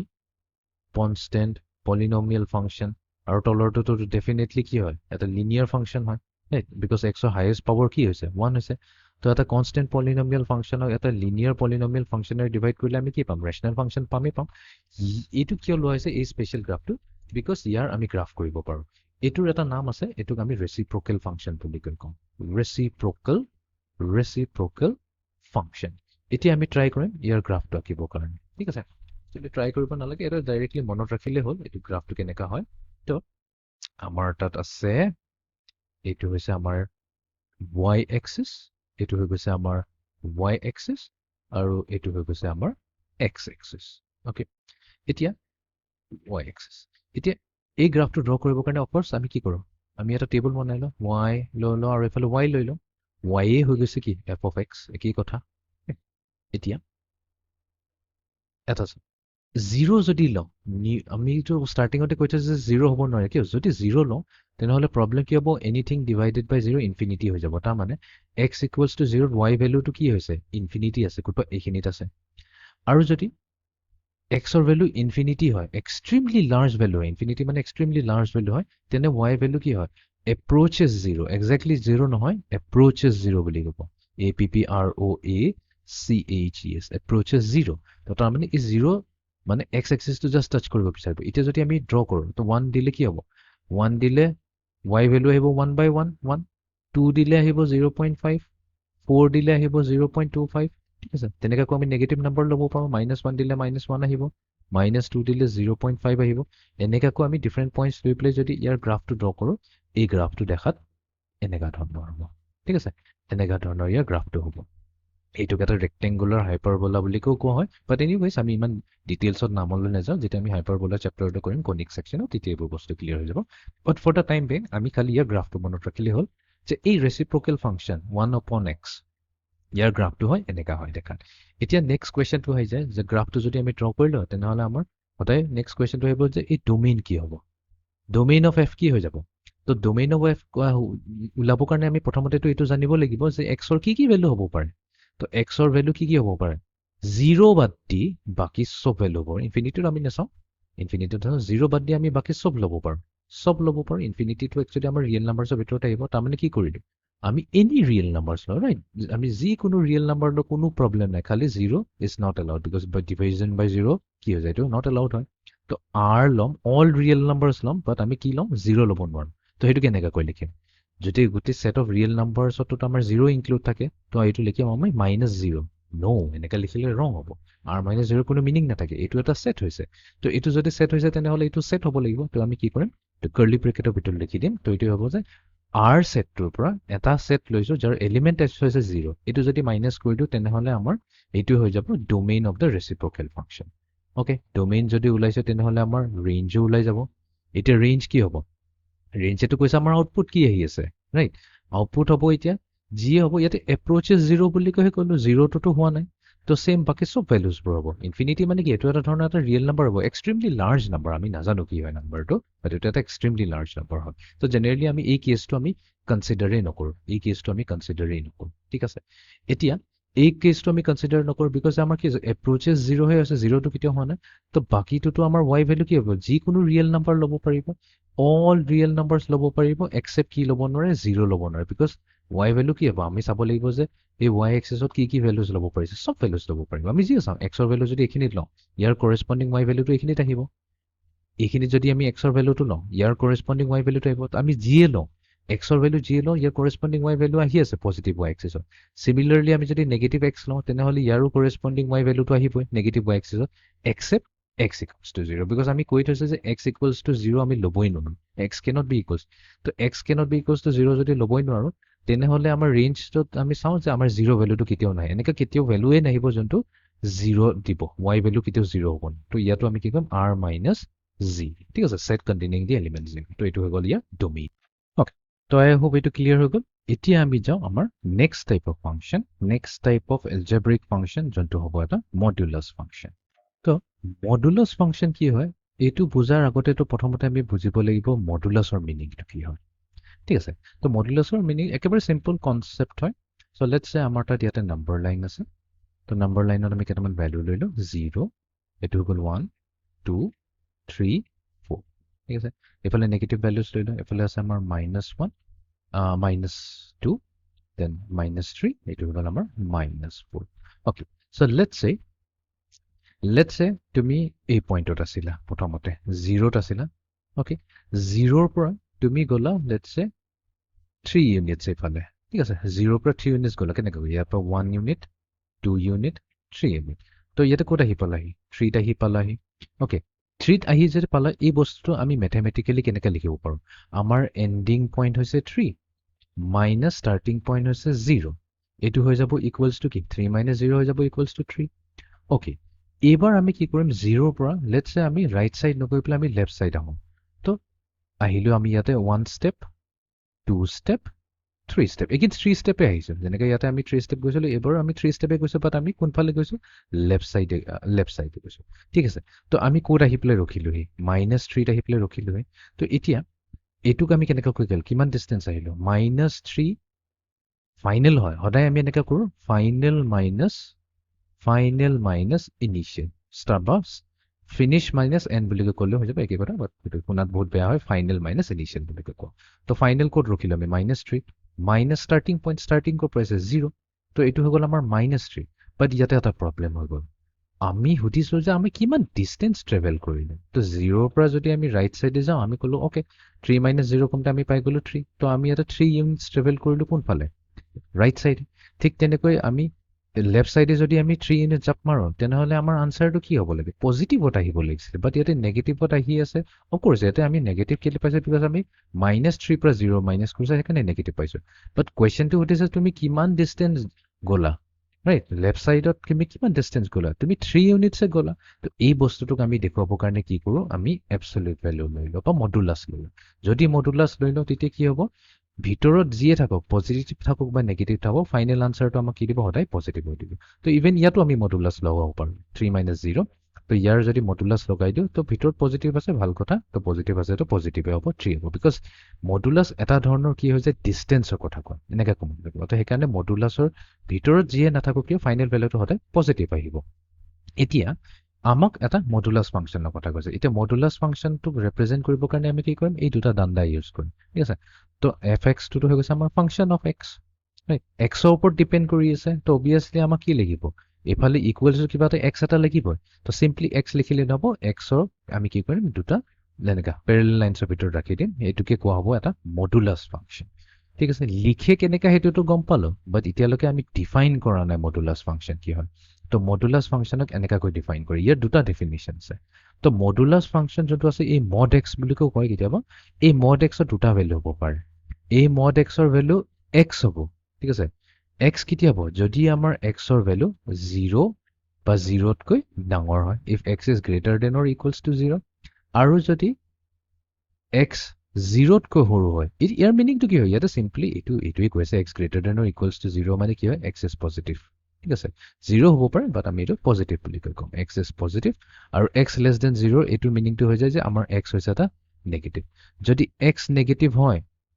x যদি নেগেটিভ হয়, তেনেহ'লে আমাৰ mod x ৰ ভেলু কি হৈ যাব? -x। এতিয়া এইখিনিতে বহুতৰে কনফিউজন থাকিব, ইয়াৰ মিনিংটো কি হৈ গ'ল। ঠিক আছে, এইটো অলপ আমি ভালদৰে বুজিবলৈ চেষ্টা কৰোঁ। এই এক্সাম্পলটো আমি ইয়াতে বুজিব চেষ্টা কৰিম। তো এক্সাম্পল, মোক ওলাব দিছে লেটছে mod 3 ওলাব দিছে। ঠিক আছে, mod 3 ওলাব দিছে, ইয়াৰ ভেলুটো কি হ'ব? এতিয়া আমি এই ডেফিনেশ্যনটো চাব লাগিব। mod 3 ভেলু ওলাবৰ কাৰণে আমি ভিতৰৰ ভেলু ওলাব লাগিব। তো হিয়াৰ যোনটো ভিতৰৰ ভেলু যোনটো হয় xৰ ভেলু কি আছে? 3 আছে। এতিয়া 3 ভেলুটো 0তকৈ ডাঙৰ হয়নে নাই? য়েছ, 3 ইজ গ্ৰেটাৰ দেন 0। যদি 3 যোনটো আমি ভেলু পাইছোঁ, xৰ ভেলু 0তকৈ ডাঙৰ হয়, তেনেহ'লে আমাৰ কি হ'ব? এই mod xৰ value exactly equals to x হৈ যাব। তাৰমানে mod 3 ভেলু কি হ'ব? চিম্পলি লাইনটো গুচাই পেলাই আমি 3 লিখিব পাৰোঁ। হৈ গ'ল? অ'কে, পজিটিভ ভেলু আহিছে। এতিয়া নেক্সট, এইখিনিতে বহুতৰে কনফিউজনটো থাকে। নেক্সট আমি এতিয়া কৰিম mod of -3। ঠিক আছে, তো ইয়াৰ ভেলু কি হ'ব? ইয়াৰ ভেলু ওলাবৰ কাৰণেতো আমি প্ৰথমতে সুধিব লাগিব যে ভিতৰত কি সোমাই আছে। ভিতৰত যোনটো x আছে তাৰ ভেলুটো কি হয়? -3 হয়। বাট আমি জানো যে -3 হৈছে কি? Less than 0। তো লেছ দেন 0 যদি হয়, তো আমাৰটোতো ডেফিনেশ্যনে কৈছে যে mod x must B equals to -x। mod x ৰ ভেলু হ'ব লাগিব -x। তাৰমানে এইটো কি হ'ব লাগিব? -x হ'ব লাগিব। বাট x কি হয়? মই এনেকৈ কৰি লিখিলোঁ mod x যে -3 -x হ'ব লাগিছিলে, বাট x ৰ ভেলু কি হয়? -3। তো মাইনাছ অফ -3 কি দিলে আমাক? +3। তো আহিলে নাই? তো সেইকাৰণে আমি কওঁ যে mod of -3 হৈ গৈছে 3। এই বস্তুটোকে আমি কি কৰোঁ? এনেকুৱা কম্পেক্ট ফৰ্মত এনেকুৱা লিখোঁ। তো আমাৰ mod x ৰ দুটা ভেলু হ'ব পাৰে, আইদাৰ x হ'ব পাৰে বা -x হ'ব পাৰে। হৈ গ'ল? এতিয়া নেক্সট কুৱেশ্যনটো আহিছে ইয়াৰ গ্ৰাফটো কেনেকুৱা হ'ব? অ'কে, তো ইয়াৰ গ্ৰাফটো আমি ড্ৰ কৰোঁ। তো আমি প্ৰথমতে কি কৰিম? এইটো 0 হৈ গ'ল। তো আমি জানো 0ৰ ৰাইট চাইডে যদি চাওঁ, আমাৰ xৰ ভেলু পজিটিভ থাকে। তাৰমানে xৰ ভেলু পজিটিভ মানে কি? আমি এইটোৰ কেছ কৈ আছোঁ। xৰ ভেলু যদি পজিটিভ হয়, তেনেহ'লে আমাৰ এই mod x যোনটো আমাৰ গ্ৰাফ হয়, ইয়াৰ গ্ৰাফটো কেনেকৈ হ'ব? xৰ নিচিনা হ'ব। ঠিক আছে, তো আমি তাৰমানে ইয়াৰে কাৰ গ্ৰাফ বনাব লাগিব? আমি বনাব লাগিব y ইকুৱেলছ টু xৰ graph. Right, y equals to xৰ গ্ৰাফ যদি কৰোঁ, আমাৰ কি হ'ব? এটা ষ্ট্ৰেইট লাইন আহিব। ঠিক আছে, এইটো হৈ যাব আমাৰ এটা ষ্ট্ৰেইট লাইন। mod xৰ ভেলু আহিব আমাৰ এটা ষ্ট্ৰেইট লাইন। অ'কে, এতিয়া গ্ৰাফিকেলি যদি চাওঁ, এইটো তলফালে আহিব লাগে। মই এতিয়া ডটেড লাইন কিয় দিছোঁ, এইটো অলপ পিছত ক্লিয়াৰ হৈ যাব। ঠিক আছে, নেক্সট আমি কি কৰিম? এক্স প্ৰাইমৰ ভেলু ল'ম। এক্স প্ৰাইম মানে কি? 0ৰ লেফ্ট চাইডে থকা ভেলু, এক্সৰ ভেলু, সেইখিনিতো গোটেই নেগেটিভ হৈ যায়। তো তাৰমানে যদি আমি নেগেটিভৰ কেছত লৈ আছোঁ, তেনেহ'লে আমাৰ mod x হৈ যাব y, যোনটোৱে হৈছে আমাৰ mod x, এইটো হৈ যাব ইকুৱেলছ টু -x। তো ইয়াৰ গ্ৰাফটো হ'ব কেনেকুৱা? ইয়াৰ গ্ৰাফটো এনেকুৱা হ'ব শ্লেণ্টেড, আৰু এইটো কি হ'ব? পিছলৈ এনেকৈ যাব লাগে। অ'কে, এতিয়া কুৱেশ্যনটো আহি যায় কি মই ডটেড লাইন কেলৈ ল'লোঁ? ডটেড লাইন এই কাৰণে লৈছোঁ বিকজ আমাৰ যোনটো ফাইনেল আউটপুট হয়, আমাৰ আউটপুট এইটো হৈছে y হৈছে আমাৰ আউটপুট। এই যোনটো আউটপুটৰ ভেলুটো হ'ব, এই ভেলুটোতো সদায় পজিটিভ হ'ব লাগিব। কৈ থোৱা আছে, সেইটোৱেতো হৈছে আমাৰ মডুলাছৰ ডেফিনেশ্যন। তো fx হৈছে এটা মডুলাছ ফাংচন। তো এই মডুলাছৰ ভেলুটো যিয়ে কওঁ আমি, x নেগেটিভ লওঁ বা x positive, does not matter, but y ভেলুটো সদায় পজিটিভ হ'ব লাগিব। সেইকাৰণে আমি কি কৰিম? এই তলৰখিনি মই ডটেড লাইন দিছিলোঁ বিকজ সেইখিনি আমি নল'লে হ'ব। আমাৰ সদায় গ্ৰাফটো ওপৰ ফালে থাকিব, y ভেলুটো সদায় ওপৰতে থাকিব। তো এইটো যদি আমি বুজি পালোঁ, তেনেহ'লে আমি এতিয়া ইয়াৰ ডমেইনটো আমি ডিফাইন কৰিব পাৰিম। চ' ডমেইন অফ f, তাৰমানে domain of the modulus function কি হ'ব? এইটোৱে সুধিছে যে এক্সৰ ভেলু কি হ'ব পাৰে? অল ৰিয়েল নাম্বাৰ্ছ, ইয়াতেতো কোনো প্ৰব্লেম নাই, ইভেন 0 ইনক্লুডেড আছে, চব ল'ব পাৰোঁ। Okay, fine. ৰেঞ্জ কি হ'ব পাৰে? ৰেঞ্জত আমি কেয়াৰফুল থাকিব লাগিব। ৰেঞ্জ যদি চাওঁ, আমি এক্সৰ যিয়ে লওঁ, এক্সৰ যদি ভেলু আমি 0 লওঁ, 0 আহিব। 1 যদি লওঁ, তেনেহ'লে আমাৰ ইয়াতে 1 আহিব। -1 ল'লেও কি আহিব? +1 আহিব। তাৰমানে কি? পজিটিভ y এক্সিছত আহিছে। তো এক্সৰ ভেলু যদি 2 লওঁ, তেনেহ'লে আমাৰ মডটো কি হ'ব? 2 আহিব, +2 আহিব, ইয়াতে আহিছে। -2 যদি লওঁ এক্সৰ value, does not matter, y value still কি আহিব? পজিটিভে আহিব। তাৰমানে আমাৰ কি আহিব? 0ৰ পৰা যাব আপ টু ইনফিনিটি। ৰাইট, এতিয়া 0 যিহেতু ইনক্লুডেড আছে, তো এইটো আমি এনেকৈ বুলিম। তো এনেকুৱাকৈ আমি ৰেপ্ৰেজেণ্ট কৰোঁ মডুলাছ ফাংচন। ঠিক আছে, তো আমাৰ এতিয়া মডুলাছ ফাংচনটো কভাৰ হৈ গ'ল। আৰু এতিয়া আমি নেক্সট ফাংচনটো হৈছে গ্ৰেটেষ্ট ইণ্টিজাৰ ফাংচন। চ' গ্ৰেটেষ্ট ইণ্টিজাৰ ফাংচন কৰাৰ আগতে আমি একচুৱেলি কৰি ল'ম ছিগনাম ফাংচন। ঠিক আছে, ছিগনাম ফাংচনটোক একচুৱেলি চাইন ফাংচন বুলি কোৱা হয়। তো ইয়াৰ ডেফিনেশ্যনটো হৈছে এটা ফাংচন fx such that এই ফাংচনটোৰ কিন্তু তিনিটা ডিফাৰেণ্ট ভ্যালু হ'ব পাৰে তো এই ফাংচনটোৰ ভ্যালু হ'ব 1 ঠিক আছে fx ৰ ভ্যালু হ'ব 1 কেতিয়া যদি x ৰ ভ্যালু 0 তকৈ ডাঙৰ হয় তাৰ মানে x যদি পজিটিভ হয় তেনেহলে আমি ইয়াৰ ভ্যালু লম 1 ঠিক আছে যদি x = 0 হয় তেনেহলে আমাৰ ফাংচনৰ ভ্যালু হৈ যাব এক্স্যাক্টলি 0 আৰু যদি x ৰ ভ্যালু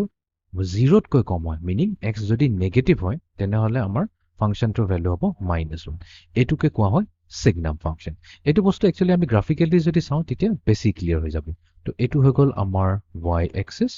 ঠিক আছে এটু হৈ গল আমাৰ y axis and then এটু হৈ গল আমাৰ let's say x axis এটু হৈ গল আমাৰ x axis এতিয়া কি কৈছে ইয়াতে কৈছে যে আমি x = 0 পৰা আৰম্ভ কৰো তো x = 0 তো এটু হৈ গল তো 0 যদি ল তেনেহলে আমাৰ y ভ্যালুটো কি হ'ব 0 হ'ব ফাইন এখিনিত থাকিব নেক্সট আমাৰ যদি x ৰ ভ্যালু 0 তকৈ ডাঙৰ হয় তাৰ মানে কি x পজিটিভ ইনডাইৰেক্টলি এটুই কৈছে যে x is a positive number positive মানে কি 0 এটু হৈছে আমাৰ অৰিজিন 0 ৰাইট সাইডে আমাৰ কি x ৰ ভ্যালুবোৰ পজিটিভ হয় তো x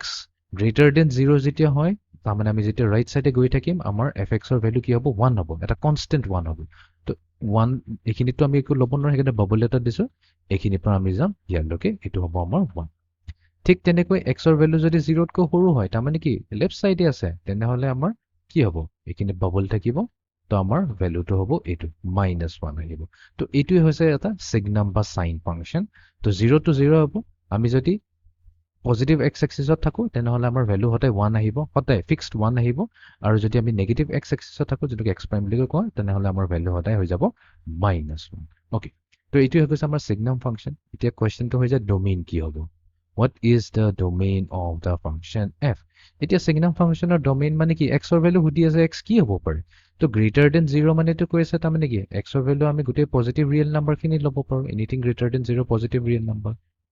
x = 0 0 হৈছে এটা real number and x less than 0 মানে কি আমি তো x ৰ যি কোনো ভ্যালু যি ইচ্ছা এই এক্সিছত আমি যি মন চাই তাকে লব পাৰো মানে গুটে ৰিয়েল নাম্বাৰ খিনিকে লব পাৰো তো এইটো হৈ যাব আমাৰ ডোমেইন অফ f এটা ৰেঞ্জত চাব লাগিব এটা ৰেঞ্জ অফ f কি হয় এখিনিত আমি কেয়াৰফুল থাকিব লাগিব এতিয়া যদি আমি x যদি 0 লওঁ তেনেহলে অ্যাকৰ্ডিং টু ডেফিনিশন আমাৰ আহিছে y ভ্যালু 0 আহিছে ওকে ঠিক আছে তো y ভ্যালু আমাৰ আহিছে 0 y ভ্যালু আহিছে 0 x ৰ ভ্যালু যদি আমি 1 লওঁ তেনেহলে y ভ্যালু কি আহিব 1 আহিব 2 ললে 1 আহিব 3 ললে 1 আহিব তাৰ মানে কি পজিটিভ ভ্যালু যদি x ৰ যিয়ে পজিটিভ ভ্যালু লওঁ y ভ্যালু কি আহিছে 1 আহি আছে ওকে তো ঠিক আছে আমি ক'ব পাৰিম যে বলে আমাৰ ৰেঞ্জত আহি আছে 1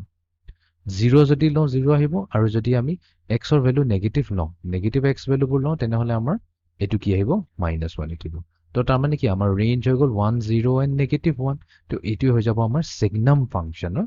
ৰেঞ্জ ওকে এতিয়া আমি যাওঁ আমাৰ যোনটো গ্ৰেটেষ্ট ইন্টিজাৰ ফাংশন বা যোনটো হৈছে আমাৰ final type of algebraic function আমি হেতু আমি ষ্টাডি কৰিম ওকে তো এটু হৈছে আমাৰ এলজেব্ৰিক ফাংশনৰ লাষ্ট টাইপ অফ ফাংশন তো f of x এটু এটা স্পেশাল ওয়েট লিখা যায় এটুক লিখা যায় স্কয়াৰ ব্ৰেকেটৰ ভিতৰত লিখা যাব x ইয়াৰ মিনিংটো কি হয় ইয়াৰ মিনিংটো হৈছে আমি এই যোনটো পোৰশনটো লৈছো এটুই কৈছে আমি ইন্টিজাৰ পাৰ্ট অফ x কৈছে integer part of x okay integer part of x তো ইয়াৰ মিনিংটো এটুই হ'ল তাৰ মানে ই হদাই আমাক এটা ইন্টিজাৰ ভ্যালু দিব তো মই যদি 2 লওঁ তো 2 টো কি হৈছে এটা ইন্টিজাৰ হয় তো ই আমাক 2 এ দিব যদি আমি 1 ললো হেতেন তো ই আমাক কি দিব 1 এ দিব কোনো প্ৰবলেম নাই নেগেটিভ নাম্বাৰ লৈ ল -3 যদি ন তেনেহলে আমাক কি দিব -3 দিব নাম্বাৰটো তো ইয়াৰ কামটো কি আছে এটা ইন্টিজাৰ দিব তো এই ব্ৰেকেটৰ ভিতৰত যিয়ে থাকক খালি আমাক যোনটো আনসাৰ দিব হেতু হতে ইন্টিজাৰ ফৰ্মত দিব ওকে যদি এতিয়া আমি ডেসিমেল পইণ্টবোৰ পাম ফৰ এক্সাম্পল 2.3 যদি আমাক দিয়া থাকে তেনেহলে ই কি দিব লাগিব ইটো আমাক ইন্টিজাৰ হে দিব লাগে এতিয়া 2.3 এটি ইন্টিজাৰ কেনেকৈ ওলাম 2.3 ওচৰে পাজৰে থকা ইন্টিজাৰ খিনি কি আছে নাম্বাৰ লাইনত যদি চাও এটা হৈছে 2.3 কৈ যোনটো সৰু ইন্টিজাৰ হৈছে এটো 2 আৰু 2.3 কৈ ডাঙৰ ইন্টিজাৰ হৈছে 3 আমি কিন্তু কি কৰিম হদাই সৰু ইন্টিজাৰটো আনো সো 2.3 কৈ জাস্ট সৰু ইন্টিজাৰটো কি হ'ব 2 হ'ব ওকে এটো যদি ক্লিয়াৰ হৈ গৈছে তেনেহলে এটা কথা 9.9 যদি লওঁ তেনেহলে ই এটা ইন্টিজাৰ ভ্যালু দিব লাগিব কি দিব 9 দিব নে 10 দিব 9 দিব বিকজ আমাক কি লাগে 9.9 তকৈ এটা সৰু ইন্টিজাৰটো লাগে ফাইন ওকে ঠিক আছে নেগেটিভ নাম্বাৰ যদি লওঁ যদি মই পাওঁ দিওঁ -2.5 ইয়াতে এতিয়া আচল খেলটো আহিব তো এইটোৰ কাৰণে কনফিউজন যেন নহয় এইটোৰ কাৰণে আমি এটা নাম্বাৰ লাইন লিখিম ঠিক আছে 0 আছে ইয়াতে এইটো হৈছে -1 এইটো হৈ গৈছে আমাৰ -2 এইখিনিত হৈ গৈছে আমাৰ -3 এতিয়া -2.5 টো ক'ত থাকিব -2.5 টো আমাৰ এইখিনিত থাকিব -2.5 মই কি কৈছো আমাক এতিয়া -2.5 কোন ইন্টিজাৰ মাজত আছে -3 and -2 মাজত আছে ৰাইট এতিয়া কোৱেশ্চনটো হৈছে এতিয়া এই দুইটাৰ মাজত -2.5 তকৈ সৰু ইন্টিজাৰ কোনটো হয় -3 সৰু হয় নে -2 সৰু হয় -3 সৰু হয় -3 is smaller than -2.5 তো সেইকাৰণে ই আমাক কোনটো ইন্টিজাৰ দিব -3 দিব ইয়াতে আকৌ ভুলকৈ এইটো নিদিবা যে -2 কৰি দিব -2 টো একচুৱেলি -2.5 তকৈ ডাঙৰ হয় ঠিক আছে তো নেগেটিভৰ কেছত অলপ কেয়াৰফুল থাকিব নেগেটিভ অ'কে এতিয়া নেক্সট কুৱেশ্যনটো আহি যায় যে ইয়াৰ গ্ৰাফটো কেনেকুৱা হ'ব দেখা অ'কে তো আমি এটা কাম কৰোঁ আমি ইয়াতে লৈছোঁ 1 এইটো হৈ গ'ল আমাৰ 2 এইটো হৈ গ'ল আমাৰ 3 এইটো হৈ গ'ল আমাৰ 4 এইটো হৈ গ'ল আমাৰ 5 6 এফালে আমি লৈ লওঁ -1 -2 -3 -4 -5 -6 এইখিনি লৈ লওঁ এতিয়া লেটছ সে 0 যদি লওঁ আমিতো জানো 0 ল'লে আমাৰ 0 আহিব 1 ল'লে আমাৰ 1 আহিব অ'কে বাট 0ৰ পৰা 1ৰ মাজত যদি আমি লওঁ যেনেকৈ আমি 0.5 লওঁ তেতিয়া আমাৰ 0 আহিব বিকজ 0 হৈছে 0.5তকৈ কম ইন্টিজাৰ ভেলু 0.9 যদি লওঁ তেতিয়া আমাৰ 0 আহিব তাৰমানে কি হয় 1তকৈ সৰু নাম্বাৰলৈকে 1তকৈ এনিথিং লেছ দেন 1 তো আমি যোনটো আমাৰ ভেলু হ'ব সেইটো সদায় কি হ'ব 0ই দিব তো আমাৰ গ্ৰাফটো এইখিনিত থাকিব 1 আমাৰ নলওঁ বিকজ এইখিনি সেইকাৰণে আমি এটা বাবল এটা দিম এতিয়া নেক্সট আমাৰ এক্সৰ ভেলু যদি 1 হয় ইফ এক্স ইকুৱেলছ টু 1 তেনেহ'লে আমি কি পাম 1 পাম তো তাৰমানে এক্স ইকুৱেলছ টু যদি 1 লওঁ তেনেহ'লে আমি কি ৱাই ভেলুটো কি হৈ যাব 1 হৈ যাব এইখিনিৰ পৰা ষ্টাৰ্ট হ'ব অ'কে এক্সৰ ভেলু যদি 1.1 হয় ষ্টিল 1ই থাকিব ইভেন এক্স ভেলু যদি 1.9 হয় তেতিয়াও আমি 1ই থাকিব এক্সৰ ভেলু যদি 2 হৈ যায় তেতিয়া কিন্তু 2 হৈ যাব তাৰমানে কি 2তকৈ যিমানেই কম নম্বৰবোৰ আছে সেইকাৰণে আমি 2ত এটা বাবল এটা দিম চ' 2তকৈ যিমান সৰু নম্বৰ আছে আমাৰ সেইটো কৰেছপণ্ডিং ৱাই ভেলুটো কি হ'ব 1 হৈ যাব ঠিক তেনেকৈ 2 and 3 ভিতৰত কি হ'ব এনেকৈ যাব এইটো বস্তু তোমালোকে চাই ল'বা কেনেকৈ আহিছে ঠিক আছে তো আমি কি পাই গৈছোঁ গ্ৰেটেষ্ট ইন্টিজাৰ ফাংচন পাই গ'লোঁ এতিয়া নেগেটিভৰ কেছত আহি যাওঁ নেগেটিভৰ কেছত অলপ ইণ্টাৰেষ্টিং হৈ যাব ৰাইট বিকজ নেগেটিভত আমাৰ বহুতৰে কনফিউজন থাকে অ'কে চ' লেটছ চে আমাৰ যোনটো এক্সৰ ভেলু আছে বিটুইন -1 and 0 আছে চ' বিটুইন -1 and 0 যদি থাকে তো লেটছ চে -0.1 লৈছোঁ এতিয়া -0.1 যদি লওঁ তেনেহ'লে -0.1 কেছত আমাৰ ভেলু কি হ'ব -1 হ'ব -0.5 যদি লওঁ সেইটো কি দিব লাগিব -1ই দিব বিকজ ইয়াতকৈ সৰু নাম্বাৰটো লাগে সৰু ইন্টিজাৰটো লাগে তো মানে -0.9 যদি লওঁ তেনেহ'লে আমি কি পাম -1 পাম তো তাৰমানে 0ৰ পৰা -1 নহয় 0ৰ পৰা লেছ দেন -1ৰ কাৰণে আমাৰ কি হ'ব -1 থাকিব বাট আমি গ্ৰাফটো কেনেকৈ ড্ৰ কৰিম এইখিনিত এটা বাবল দিব লাগিব বিকজ আমি -1 ভেলুটো নলওঁ এনেকৈ হ'ব অ'কে নেক্সট ভেলুটো কেনেকৈ হ'ব নেক্সট ভেলুটো আমাৰ এনেকৈ হ'ব মাই বেড নেক্সট ভেলুটো হ'ব আমাৰ নেক্সট ভেলুটো হ'ব বিটুইন -1 and -2 চালে হ'ল -1 and -2 ভিতৰত কি লৈছে যেনিবা -1.1 ল'লোঁ এইটোৰ কাৰণে আমি কি পাম -2 পাম তাৰমানে -1.1 এইখিনিত আছে তো আমাৰ ভেলু ক'ত আহিব লাগিব এইখিনিত আহিব লাগিব ৰাইট তো এইটো হৈ যাব আমাৰ গ্ৰাফ তো এই গ্ৰাফটো আমাৰ এনেকুৱাকৈ এক্সটেণ্ড হৈ গৈ থাকিব অ'কে আই হোপ এইখিনি ক্লিয়াৰ হৈ গ'ল আমাৰ যোনটো গ্ৰেটেষ্ট ইন্টিজাৰ ফাংচনৰ গ্ৰাফটো দেখাত এনেকুৱা হ'ব ঠিক আছে আকৌ এবাৰ প্ৰেক্টিছ কৰিবা নিজে বস্তুটো ভালদৰে ক্লিয়াৰ হৈ যাব অ'কে এতিয়া আমি আহি যাওঁ আমাৰ মেইন কুৱেশ্যনটোলৈ যে আমাৰ এই ফাংচনটোৰ ডোমেইন কি হ'ব what is the domain of the function F তাৰমানে এফ ডোমেইন মানে এক্সৰ ভেলু আমি কি ল'ব পাৰোঁ এক্সটোতো আমি যি ইচ্ছা তাকেই ল'ব পাৰোঁ আমাৰ কোনো ইয়াতে হেৰি নাই প্ৰব্লেম নাই এক্সৰ ভেলু আমি 0 ল'ব পাৰোঁ 1 2 3 ইভেন আমি কি এইবোৰ কি লৈছোঁ এইবোৰ আমি ৰেচনেল নাম্বাৰ লৈছোঁ আমি ইভেন হেৰিও ল'ব পাৰোঁ ইৰেচনেল নাম্বাৰছো ল'ব পাৰোঁ তাৰমানে কি অল ৰিয়েল ভেলুজ আমি ল'ব পাৰোঁ নাও আহি যাব নেক্সট আউটপুট কি হ'ব ৰেঞ্জ অফ এফ কি হ'ব এতিয়া কিন্তু আমাৰ ৰেঞ্জত আমি অলপ কেয়াৰফুল থাকিব লাগিব বিকজ আমি ৰেঞ্জত কি লৈছোঁ 0 ল'ব পাৰিছোঁ 1 ল'ব পাৰিছোঁ 2 লৈছোঁ এতিয়া এটা বস্তু চাব 1 and 2ৰ মাজত কিন্তু একো ভেলু অহাই নাই 1.5 কেতিয়াও অহা নাই ৰাইট 1.5 কেতিয়াও নাহিব বিকজ ইয়াৰ আউটপুটটো কৈছে গ্ৰেটেষ্ট ইন্টিজাৰ ফাংচন মানে কি ই দি আছে integer part of x f এক্সটোৱে আমাক কি দিব যোনটো আউটপুট দিব সেইটো সদায় এটা ইন্টিজাৰ ভেলু হ'ব ৰাইট ইণ্টিজাৰ ভেলু আৰু বাকী একো হ'ব নোৱাৰে তো আমি কি ক'ম ৰেঞ্জ অফ এফ হৈ যাব কি the set of all integers তো এইটোৱে হৈ যাব আমাৰ domain of function F and range of function F তো এইটোৱে আছিলে আমাৰ আজিৰ কনচেপ্টটো তো আমি যিখিনি বস্তু এতিয়ালৈকে শিকিলোঁ গোটেইখিনি আমি এটা কাম কৰোঁ এপ্লাই কৰোঁ আমাৰ কেইটামান এক্সাম্পল প্ৰব্লেম ছল্ভ কৰিবৰ কাৰণে যোনটো আমি NCERT টেক্সট বুকৰ পৰা লওঁ okay let us begin example number 12 ইয়াতে কৈছে let n be the set of natural numbers তো n হৈছে এটা সেট এইটো হৈছে কি set of natural numbers এইটো দিয়া আছে define a real valued function f n to n তো ইয়াতে আমাক এটা ফাংচন f ডিফাইন কৰিছে n ৰ পৰা n লৈ গৈছে from set of natural number n to set of natural number n এটা মনত ৰাখিলে হ'ল যে এইটো হৈছে ডোমেইন আৰু এইটো হৈছে কোডোমেইন আৰু ইয়াতে ৰিলেশনশ্বিপটো দিছে যে fx হৈছে ইকুৱেলছ টু 2x plus 1 তো এই ডেফিনেশ্যনটো ইউজ কৰি পেলাই আমাক উলিয়াব দিছে আমাক একচুৱেলি যোনটো আমাক টেবুলটো আছে এইটো ফিল কৰিব দিছে তো এতিয়া একেবাৰে চিম্পল প্ৰব্লেম একো ডিফিকাল্ট নহয় তো প্ৰথমতে আমি কি কৰিম ইয়াতে x ইকুৱেলছ টু 1 ল'ম তো x ইকুৱেলছ টু যদি 1 লওঁ তেনেহ'লে f of 1 ৰ ভেলু কি হৈ যাব চিম্পলি এই ডেফিনেশ্যনটো চালে হ'ল তো ইয়াতে কি কোড আছে য'ত য'ত x আছে তাতে 1 ৰিপ্লেচ কৰিলে হ'ল বিকজ আমি x ৰ ভেলু 1 লৈছোঁ চ' 2 into 1 plus 1 তো এইটোৱে দিব আমাক কি 2 1 is 2 এনেকৈ লিখি লওঁ যাতে কনফিউজন নহয় চ' 2 plus 1 তাৰমানে এইটোৱে দিব আমাক 3 তো আমি পাই গ'লোঁ f of 1 ৰ ভেলু হৈ গ'ল আমাৰ 3 নেক্সট আমি ল'ম x ইকুৱেলছ টু 2 তো x ইকুৱেলছ টু 2 লোৱাৰ মিনিংটো হ'ল আমাক উলিয়াব দিছে f of 2 তো f of 2 মানে হৈ যাব কি 2 multiply to x but x নলৈ পেলাই আমি কি ল'ম 2 ল'ম প্লাছ 1 তো 2 into 2 হৈ যাব আমাৰ 4 4 plus 1 এইটোৱে দিলে আমাক 5 তো এইটো হৈ গ'ল আমাৰ 5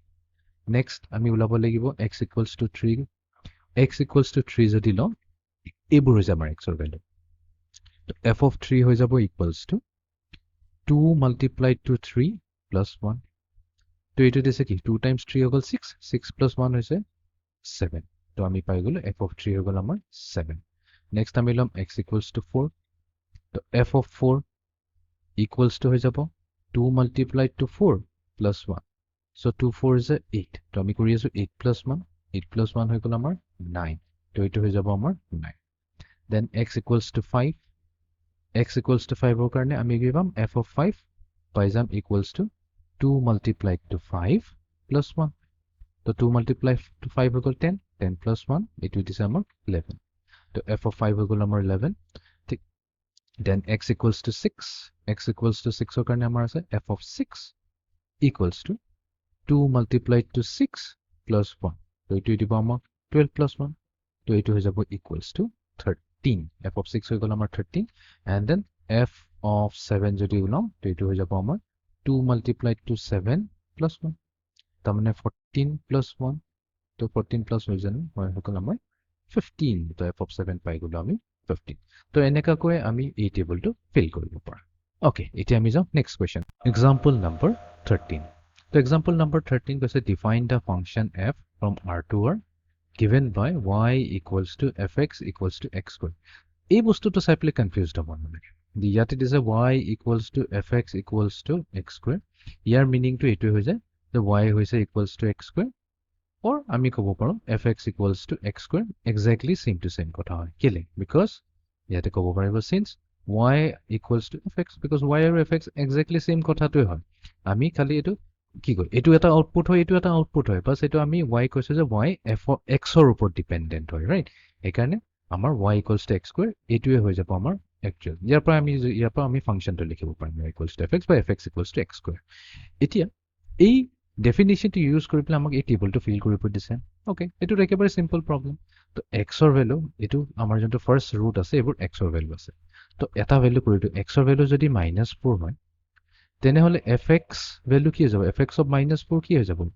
বাস সিম্পলি এই x স্কয়াৰ আছে তো x ৰ জায়গাত -4 দি পেলাই হোল স্কয়াৰ কৰিলে হ'ল তো -4 স্কয়াৰ কি হৈ যাব 16 তো এইটোই দিব আমাক 16 ঠিক তেনেকৈ আমি -3 স্কয়াৰ পাম আমি 9 -2 স্কয়াৰ দিব 4 -1 স্কয়াৰ দিব 1 0 স্কয়াৰ দিব 0 এইটো দিব 1 স্কয়াৰ দিব 1 2 স্কয়াৰ দিব 4 3 স্কয়াৰ দিব 9 and 4 স্কয়াৰ দিব 16 তো টেবল ফিল কৰাটো একেবাৰে সিম্পল কাম বাট এইটো বস্তু আমি এক্সামত এনেকাকৈ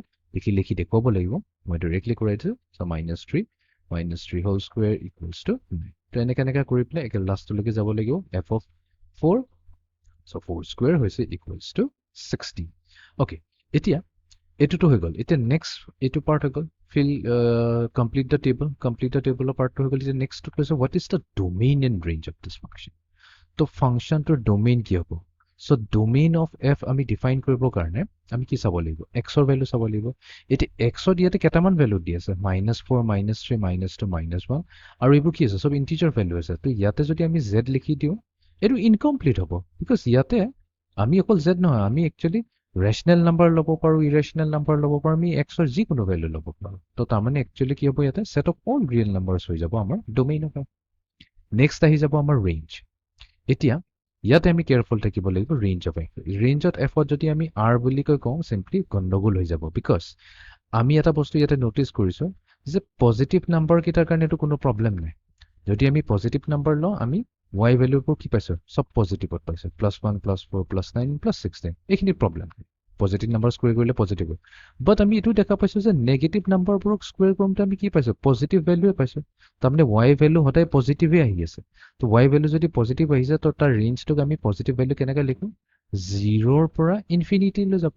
তো 0 টো ইনক্লুডেড আছে ইয়াতে 0 টো দেখাই পাইছে ইনক্লুড সেইকাৰণে আমি ইয়াতে স্কোয়াৰ ব্ৰেকেটটো ইউজ কৰিছো বাট ইনফিনিটি টো আনবাউন্ডেড হয় সেইকাৰণে আমি ইয়াতে ওপেন ব্ৰেকেট লিখিম ঠিক আছে নেক্সট কৈছে draw the graph of A actually এইটো আমি অলৰেডি কৰি থৈছো আমি যেতিয়া quadratic function পঢ়ি আছিল quadratic function তাতে আমি এটা very special case লৈছিলো quadratic polynomial function যেটো কোৱা হয় quadratic function তো এটো কেনেকা আমি ডিনোট কৰিছিলো fx হৈছিলে equals to ax squared plus bx plus c আৰু আমি এটা স্পেশাল ফাংশন লৈছিলো ইয়াতে কি লৈছিলো a value 1 লৈছিলো b আৰু c value equals to 0 লৈছিলো তো হেতু কৰমতে আমি কি পাইছো fx পাইছো equals to x square exactly এই ফাংশনটো হয় তো আৰু যেহেতু এটো হৈছে এটা quadratic function তো ইয়াৰ যদি আমি গ্ৰাফ ড্ৰ কৰো ই কি দিব হঠাৎ এটা আপওয়াৰ্ড ফেসিং প্যাৰাবোলা এটা দিব আমাক দিব এনেকুৱা এটা আপওয়াৰ্ড ফেসিং প্যাৰাবোলা তো এটোই হৈছে ইয়াৰ গ্ৰাফ এটো হৈ যাব x এটো হৈ যাব আমাৰ fx আৰু এটো হৈ যাব আমাৰ x square এই গ্ৰাফটো হৈ গল x square আৰু ক্লিয়াৰলি আমাৰ যেটো গ্ৰাফ হৈছে ইয়াৰ y ভ্যালুটো যদি চাও 0 ৰ ওপৰত আছে তো ইয়াৰ গতি fx ভ্যালুবোৰ পজিটিভ y এক্সিছত আছে সেইকাৰণে আমাৰ ৰেঞ্জ কৰ পৰা গৈছে from 0 to plus infinity লৈ গৈছে তো এটো হৈছে আমাৰ example number 30 example number 14 draw the graph of the function f going from r to r defined by fx equals to x cube তো এটো আমি অলৰেডি কৰি থৈছো x cube কি হয় x cube হৈছে এটা কিউবিক ফাংশন তো যেতিয়া আমি পলিনোমিয়াল ফাংশন পঢ়ি আছিলো যেতিয়া আমাৰ তাত আছিলে এটা এনেকুৱা এটা function ax cube plus bx squared plus cx plus d তো আমি কি কৰিছো আমাৰ যোনটো অৰিজিনাল পলিনোমিয়াল ফাংশন px আছিলে তাতেটো বহুতখিনি টাৰ্মস আছিলে n নাম্বাৰ অফ টাৰ্মস আছিলে তাৰপৰ আমি কি কৰিলো অকল 4টা টাৰ্ম ৰাখিছিলো such that যোনটো এটা টাৰ্মৰ x ৰ হাইয়েস্ট পাৱাৰ হ'ব হেতু 3 হ'ব ওকে তাৰপিছত আমি এটা স্পেশাল কেস এটা লৈছিলো যত আমি a ভ্যালু 1 লৈছিলো আৰু বাকি b c আৰু d এই তিনিটাৰে কোএফিশিয়েন্ট বা কনস্ট্যান্ট কম ইহঁতৰ ভ্যালু আমি লৈছিলো 0 তো তেতিয়া আমাৰ এই যেটো fx আছিলে এই fx টো মডিফাই হৈ পেলে কি হৈ গৈছিল x কিউব হৈ গৈছিল তো আৰু ইয়াৰ গ্ৰাফ আমি অলৰেডি কৰি থৈছিলো তো এইটো সেম বস্তুবিলাক আমি আকৌ গ্ৰাফ কৰিম কেনেকা কৰিম একেবাৰে সিম্পল তো আমি কি কৰিম টেবল বনাই লম x লৈ লম আৰু ইফালে fx লৈ লম ঠিক আছে এটা টেবুলাৰ ফৰ্মত আমি কেটামান ভ্যালুজ লৈ লম যোনটো আমি ইজিলি গ্ৰাফ বনাবৰ কাৰণে আমাৰ কাৰণে সুবিধা হ'ব x ৰ ভ্যালু যদি 0 লম তেনেহলে fx কি হৈ যাব 0 কিউব হৈ যাব এটো দিব আমাক 0 x ৰ ভ্যালু যদি 1 লম তেনেহলে 1 কিউব হৈ যাব আমাৰ ইকুৱেলস টু 1 2 ললে আমাৰ কি হৈ যাব 2 কিউব ইকুৱেলস টু 8 then -1 ললে কি হ'ব -1 or whole cube এটো দিব আমাক -1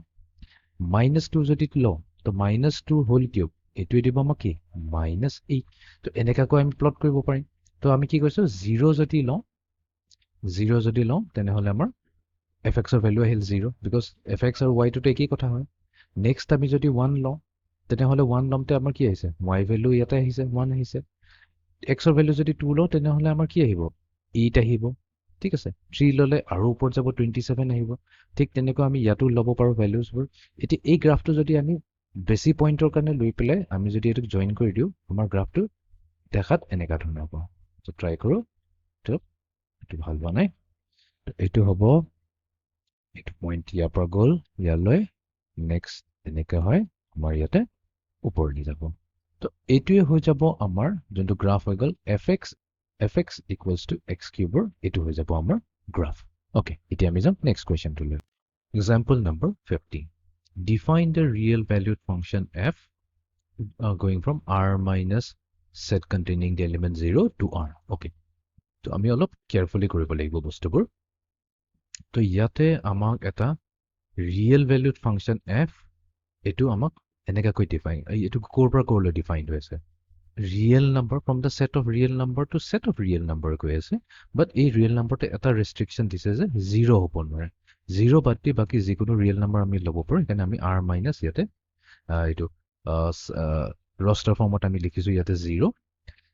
goes to 0 তো এটো হৈ গ'ল আমাৰ input বা যোনটো হৈ গ'ল আমাৰ domain আৰু এটো হৈ গ'ল আমাৰ codomain okay এতিয়া f কেনেকৈ ডিফাইন্ড হৈছে ইয়াতে f ডিফাইন কৰিছে fx equals to 1 by x আৰু ইয়াতে যোনটো x হৈছে again কৈছে x belongs to r minus 0 x belongs to r minus 0 মানে কি x ইয়াত belong কৰে এটো হৈছে আমাৰ domain আমি জানো x সদায় domainত belong কৰে তো এতিয়া এই ডেফিনিশনটো ইউজ কৰি পেলে আমাক এই টেবলটো ফিল কৰিব দিছে তো এটোটো একেবাৰে সিম্পল কাম তো f of যদি আমি -2 লওঁ তো আমি কি কৰিম 1 divided by x ৰ জাগাত -2 লম তো 1 divided by -2 আমাক কি দিব -0.5 ঠিক তেনেকৈ -1.5 তাৰ মানে 1 divided by -1.5 তো এটো দিব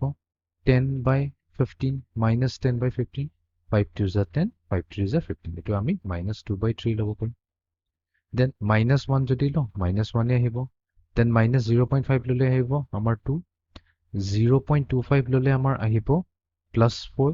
0.5 ললে আহিব আমাৰ 2 1 ললে আমাৰ আহিব 1 again 1.5 আছে এটো +2 by 3 দিব then 1 by 2 দিব আমাৰ half বা 0.5 আছে তো এটো এটা কাম কৰো কন্টিনিউটি ৰাখিব কাৰণে এটো আমি লৈ লওঁ -half ঠিক আছে এটো আমি ফুল পাই তো আমাৰ টেবলটো ফুল হৈ গ'ল এতিয়া নেক্সট আমাৰ কোৱেশ্চনটো হৈছে ডোমেইন কি হ'ব what is the domain in range কৈছে সো ডোমেইন অফ f হৈ যাব কি অফ কোৰ্স আমি জানো এটো এটা কি হ'ব আমাৰ এটা সেট হ'ব এটা ডোমেইন অফ f কি হ'ব পাৰে ইয়াতে তো কেটামান ভ্যালু দিছে -2 দিছে -1.5 এটো হৈছে আকো কি এটা ৰেশনাল নম্বৰ এটো হৈছে এটা ইন্টিজাৰ দেন ৰেশনাল ইন্টিজাৰ এনেকা ভ্যালু দিছে বাট আমাৰটো কোনো প্ৰবলেম নাই আমিটো x ৰ যি কোনো ভ্যালুৱে ল'ব পাৰো আৰু একচুয়ালি আমাৰ কোন বৰ ডোমেইনে হৈ যাব আমাৰ ডোমেইনটো অলৰেডি আমি জানো r - 0 এটা হ'ব আমি এনি ৰিয়েল নাম্বাৰস ল'ব পাৰো বাট আমি কি ল'ব নোৱাৰো 0 ল'ব নোৱাৰো বিকজ নহলে কি হৈ যাব 1 divided by 0 হ'ব which is not allowed okay next আহি যাব আমাৰ ৰেঞ্জ এতিয়া f ফাংচনৰ ৰেঞ্জ কি হ'ব এতিয়া ৰেঞ্জ যদি যাও ৰেঞ্জ হ'ব আমাৰ কোটি r হৈ যাব কোনো প্ৰবলেম নাই বিকজ আমি ইয়াতে 0 টো আমি বাতি দিলো 0 বাদ দিয়া পিছত আমি বাকি সব ভ্যালু লৈছো তো জিয়ে ভ্যালু লো তাৰ কাৰণে আমাৰ কৰেসপন্ডিং y ভ্যালুটো আহিবই আৰু হেতু কি হ'ব এটা ৰিয়েল নাম্বাৰ আহিব সো ইয়াতে ৰেঞ্জ হৈ যাব r But এটো actual answer নহয় এটোৰ কাৰণে আমি কি কৰিব লাগিব again আমাৰ গ্ৰাফটো চাব লাগিব আমি ইয়াৰ গ্ৰাফটো অলৰেডি পঢ়িয়ে থৈছো তো ইয়াৰ গ্ৰাফটো কি হয় এটা আমাৰ দেখাত কেনেকা হয় এনেকা আমাৰ ৰেক্টেংগুলাৰ হাইপাৰবোলাৰ নিচিনা হয় তো ইয়াৰ গ্ৰাফটো হৈছে এনেকা নিচিনা আছে ইয়াৰ গ্ৰাফ হৈছে এনেকা এটো হৈছে আমাৰ 1 by x ৰ গ্ৰাফ এতিয়া এটো হৈছে আমাৰ y equals to fx axis y axis বুলি কলো আৰু এটো x axis এতিয়া আমাৰ কি হৈছে x ৰ ভ্যালু জি লও আমাৰ পজিটিভ y axisত কিবা নহয় কিবা ভ্যালু আহিবই ঠিক আছে ঠিক তেনেকৈ নেগেটিভ x ৰ কাৰণে আমাৰ কি হ'ব y axis নেগেটিভ y axisৰ কিবা নহয় কিবা ভ্যালু আহিবই বাট আমাৰ এটা ভ্যালু কিতেও আহিব নোৱাৰে যোনটো হৈছে আমাৰ 0 তো ইয়াতে আমাৰ 0 কিতেও আহিব নোৱাৰে তাৰ মানে আমাৰ y ভ্যালুটো 0 বাদ দি বাকি সব ভ্যালু ল'ব পাৰিব তো সেই কাৰণে আমি ইয়াতে স্পেসিফিক্যালি ক'ব লাগিব যে r - set containing the element 0 তাৰ মানে ইয়াৰ মিনিংটো এটো হৈ গ'ল আমি x ৰ জিয়ে ভ্যালু লওঁ no matter g value lo g real number lo 0 বাদ দি g real number lo কিতেও 1 by x ৰ ভ্যালু 0 হ'বই নোৱাৰে এটো হ'বই নোৱাৰে এটো চাই লবা g এৰ ভ্যালু লোৱা 1 divided by g A number কৰো আমাৰ কিতেও 0 নাহে সেই কাৰণে আমাৰ কি আহিছে ৰেঞ্জৰ ক্ষেত্ৰত বাকি সব y ভ্যালু আহিব সব ৰিয়েল নাম্বাৰ বোৰ আহিব except 0 তো এটো হৈ যাব ইয়াৰ ৰেঞ্জ ওকে এতিয়া আমি যাও নেক্সট কোৱেশ্চন টো example number 16 Let fx equals to x square and gx equals to 2x plus 1 be two real functions. তো আমাক ইয়াতে দুটা real functions দিছে নাই real function তো আমি জানো সব functions এর real functions হ'ব আমাৰ গুটি syllabusত only real functions থাকিব তো এটো হৈছে কি এটো হৈছে এটা algebraic function similarly এটো হৈছে এটা algebraic function but এই algebraic function আৰু এই algebraic function দুইটাৰে নাম আছে কি আছিল fx equals to x square দিছে তাৰ মানে এটো হৈছে এটা quadratic polynomial function